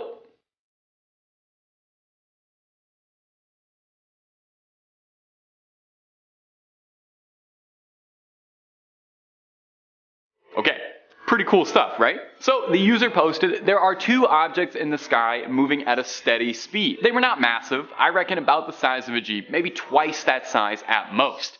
Twice the size of a Jeep is pretty big, I think. Definitely smaller than a plane, but a lot bigger than drones. They had no lights, no wings, no windows, and no propellers. They also made no noise. These objects looked much bigger in real life than they did in the video. On film, they appear to be black, but in real life, I would say they had a color similar to a cloud. Not quite white, but not quite gray either. They looked to be spheroid or tic-tac shaped, and they looked solid and metallic. They seemed like they had smoke coming out of them sometimes, but it was hard to know if that was just them moving through the clouds, causing an effect that looked like smoke. In terms of height, they were flying about twice the height of a typical city building, definitely lower than a plane would have. Also, may I just say, as someone who watches a lot of UFO clips, to be able to find one that is clear as day, filmed on a high quality camera, recorded for a good amount of time, and also had a lot of context provided, put this thing in a museum. That is 1 in a billion. I don't even care if these things aren't aliens. Those 3 qualities are more exciting than aliens to me. Now, when this clip was posted to Reddit, there were a few people speculating that these could be balloons, despite the original poster pointing out that they thought the things were emanating smoke, so it's, no pun intended, a bit up in the air what these things might be. We get reports of cuboid or tic-tac-like UFOs a lot in this video series, which does make me think there's something suspicious going on if so many people report on similar objects like that, but we still don't have any answers. I hope we get there someday. I know the truth is out there. Number 1, Hollywood. Our final entry for this video is going to come to us from Hollywood. Even aliens like the tourist hotspots. Let's roll the clip and I'll add the commentary and speculation afterwards, because this one's a good one. There's a reason I saved it for the last.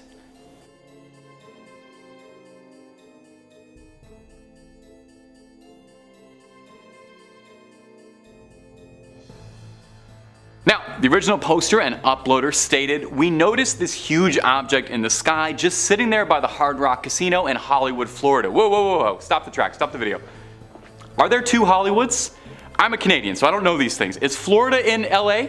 You guys have to fix that for me. Okay, moving back. Anyway, the object blurred itself out when we started recording it. It was huge. It didn't do much, but it just sort of sat there and blurred itself out. I have tried to Google to find out what it was, but I'm coming up with nothing. It was my husband, my 2 kids, and I who witnessed this together. Now, I gotta admit, this is one of the most compelling bits of UFO evidence I have seen in a minute.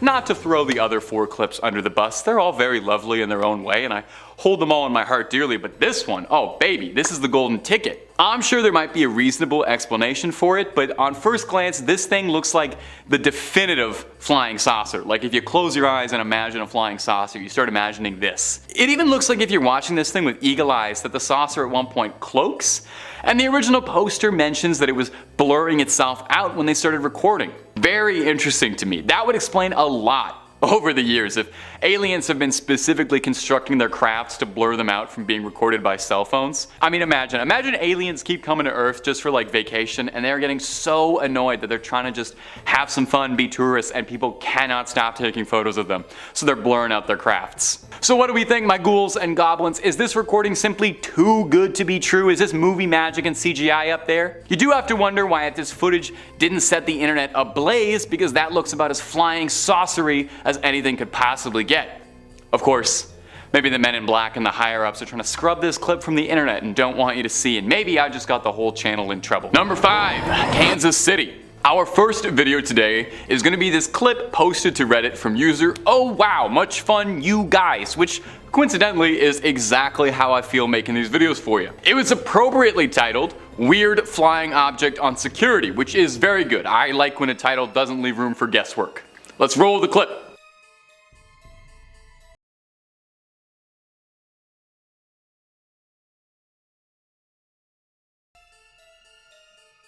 You see that? It's pretty impossible not to. We'll roll it again just in case you didn't. You can see what looks like an alien mothership sneaking into the frame. Now, if you saw that and your jaw's open and you're looking for a little bit of context, our dear original poster provided some. There was no sound at all, and it was cold, so no bugs were making noise either. It wasn't as high as a plane would have been. My next thought was that it was drones, but this would had to have been very elaborate because there was 50 to 100 objects and there were no lights. These objects were solid gray with a matte finish, and they didn't seem shiny at all. The best way I can describe what I saw was about 50 to 100 gray square objects that were moving in a grid-like fashion, like silky fabric. The way they moved was similar to Aurora Borealis, centralized entirely within this doorstep. My wife and I were so dumbfounded by it all, we would have thought we were insane until we saw this thread. So what do you think, my noble viewers? Is our fair cameraman insane in the membrane, or are the rest of us insane for not seeing the truth? Hey, you let us know down below in that sweet comment box. And if you're looking for more stories about UFO sightings, I have a pretty good feeling I can know where you can find 7 more parts worth of it. And if space stuff isn't your jam, why don't you click on through, because we got something scary for just about any topic you can think of, and then some. So click through, hit subscribe and that bell, and don't miss a single scream. But do all that after this video, okay? Keep watching this one. We worked hard-ish on it. I worked hard-ish. Alright, moving on. Number 4, Israel. Our next clip comes to us from Facebook. You know, good to have one that's not from the UFO subreddit. Try to diversify a little. It was captured in Hadera, Israel, and it features something truly shocking. Let's roll that clip and take a look for yourself.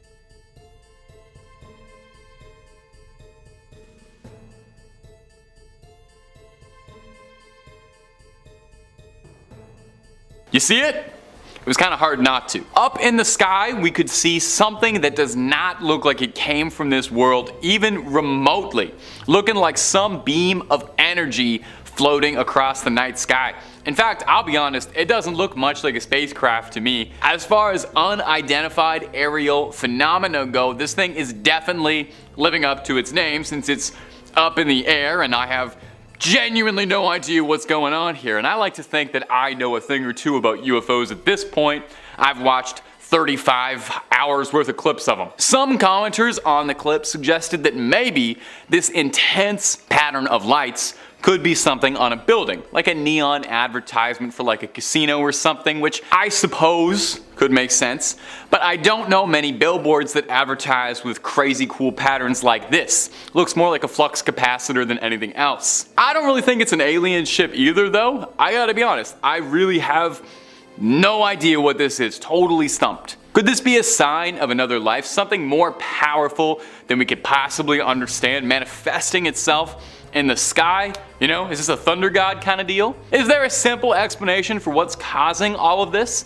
Is it just CGI? You let me know what you think about this one sincerely while I keep studying this clip over and over again, just hopelessly confused, hoping desperately to get a new piece of information here. Number 3, Montreal. Our next video comes to us from a truck driver from Montreal, which is maybe why I'm including this video out of a sense of some national pride. The clip was posted to Reddit really without much context. The only thing provided is that our sweet driver swears that whatever it was they saw, they were absolutely certain it's not a kite or a balloon, which was going to be my first 2 guesses, so cross them off. Let's roll the clip and see if you agree.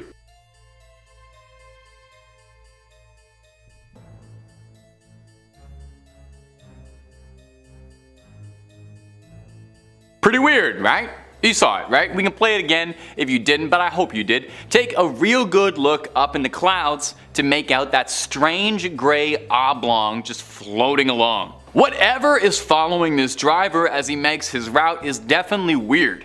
It's got no flashing lights or no quick dashes to hyperspeed, but it's not really got the silhouette of an aerial vehicle. It doesn't look like a plane or a drone or anything. At first glance, it does make some sense why you might think it's a balloon. Definitely a lot of people on Reddit thought it might have been a balloon. There were also several Redditors who, when the clip was posted, argued that this was a border patrol blimp, which I had never seen one before. So if you're seeing one for the first time as well, let me introduce one of the silliest shapes we've ever put inside the sky.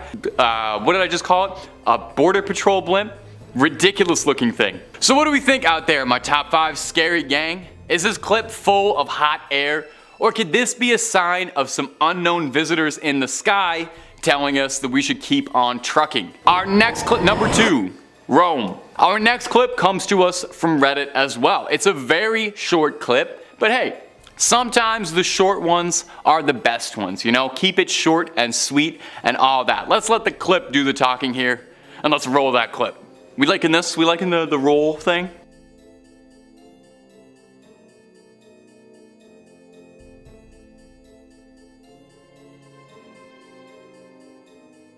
Did you see it? Of course you did. I don't even know why I'm asking. This one is clear as day. There's nothing else in the sky except for the flashing alien lights that are distracting your eyes from looking at anything else. These lights are definitely intimidating, you know? It kind of looks like the Predator is out there watching and hunting this train.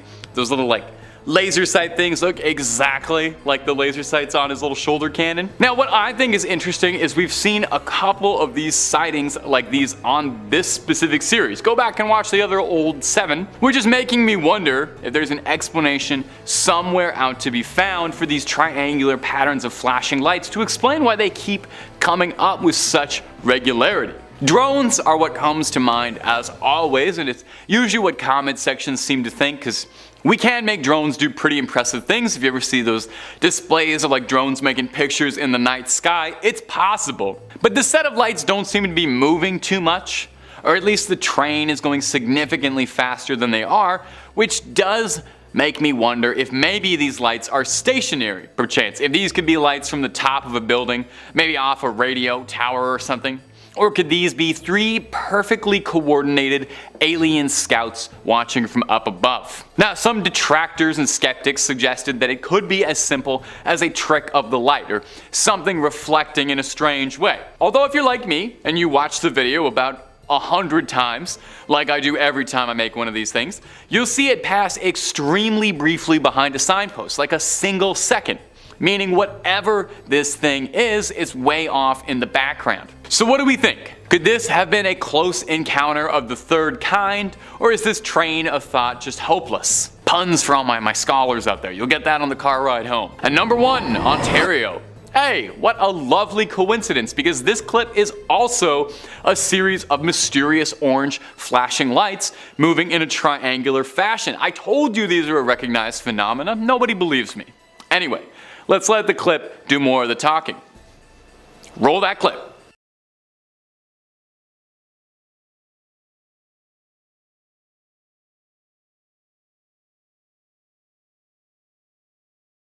Did you see it?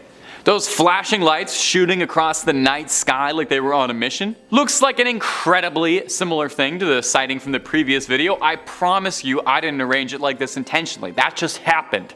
Movie magic. I did some digging between now and the last point I just spoke about, and in the last 30 seconds I've come to understand there's a popular conspiracy theory regarding a secret alleged Black Ops stealth aircraft called the Manta Ray TR-3, a hypothetical triangular aircraft that some UAP enthusiasts believe to be tied to several reportings of triangular UFOs like the one you saw in these last 2 videos. Now, it would make sense, and it's definitely something I want to be cognizant about when I'm making UAP content, is probably, if we're being honest, more likely, if anything, strange stuff we see up in the sky could be advanced government technology more than it would be little gray men passing through the clouds. In fact, the CIA themselves believe that over 50% of reports of all unidentified aerial phenomena throughout the 50s and 60s were merely people sighting the U-2 spy plane while it was being tested and believing that that's what they were looking at.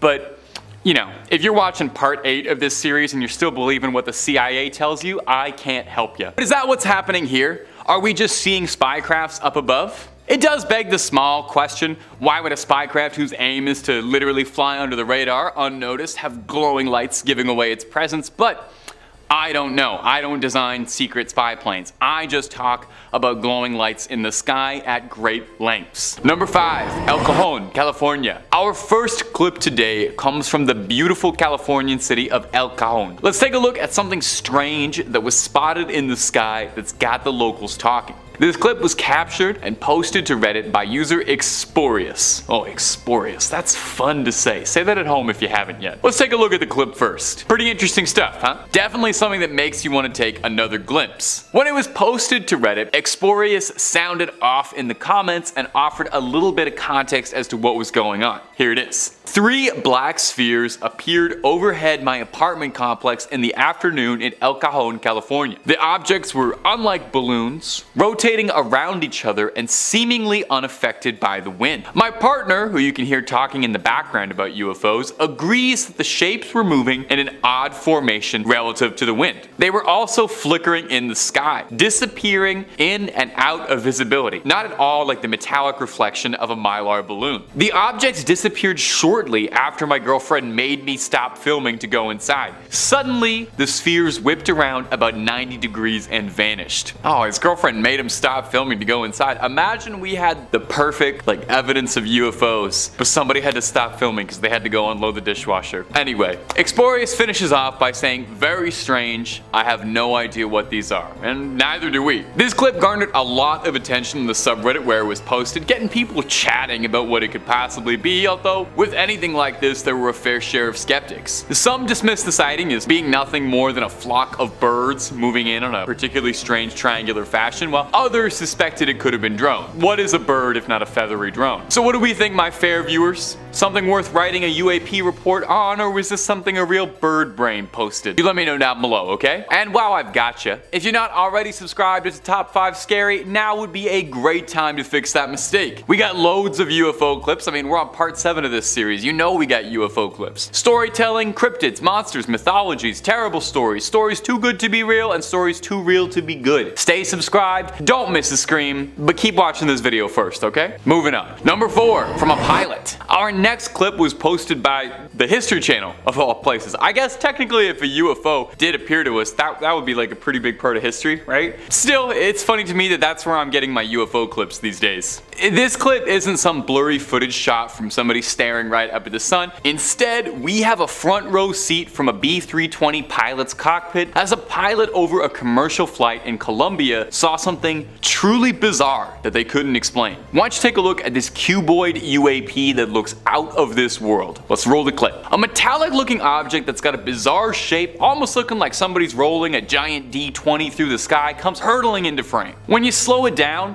it does look a lot like a flying cube, so if you were worried about the Borg coming to assimilate us, this might just be that proof confirming that. Now, in the excerpt from the History Channel clip, they theorized that what this could be a probe or a drone of some type for an alien civilization sending out a first wave of scouts before the rest of the party gets here, and this strange object could be one of those drones, trying to sneak on by but being caught on camera. Now, not everyone is as convinced as our friends of the History Channel. More than a few viewers have thought that what that could have been caught in the sky here is nothing more than a balloon, and some strange angles are making it look a lot more alien and cuboid than it really is. So what do we think? Scouts from another civilization coming in to suss out the situation? Or is this clip posted by people who are just full of hot air? I'm getting punny today. Number 3, Arizona. Our next sighting comes to us again from our favorite friend for strange clips of flying objects. You know it and I know it, it's the UFO subreddit. Seeing as how we're on part 7, I think I owe the moderators and users of the UFO subreddit a top 5 Congressional Medal of Honor. There you go. Anyway, this next clip posted by user Giancarlo the Great showcases a UAP caught on camera in Phoenix, Arizona that's got everybody sounding off. Let's roll the clip and see if you can stay silent watching this. Now, it's hard not to see what the original poster was talking about because I'm pretty sure you saw the flashing lights floating eerily in the sky like a beacon. What's kind of funny is that the same day, from the same location, Phoenix, Arizona, another user on Reddit unintentionally recorded another angle of the exact same sighting, or at the very least the same object on a similar trajectory. And in that clip, we can see it pulsating a bit. It looks a little more circular from here. In fact, several commenters across both of these videos commented that they all saw this in Phoenix. So, it's possible that this sighting is bigger than we think, or that there's just not much going on in Phoenix, Arizona. No offense, I've never been, I'm sure it's lovely. I'm not sure which is more likely or which scares me more. Now, I've got to admit, this one's got me raising my eyebrows just a little bit because I can't quite figure it out just yet. Some users on Reddit suggested that they thought what this could be is something being dragged in the sky, with some users suggesting that it looked like something was tethered and this could be a custom drone or a nighttime kite, which, side note, was not something I knew anyone did, but I've since learned is kind of a hobby. I'm now wondering how many years of UFO footage has all just been kites with like LED straps attached to the back of them, because I'm starting to suspect it was most of them. So what do we think? Aliens? Kites?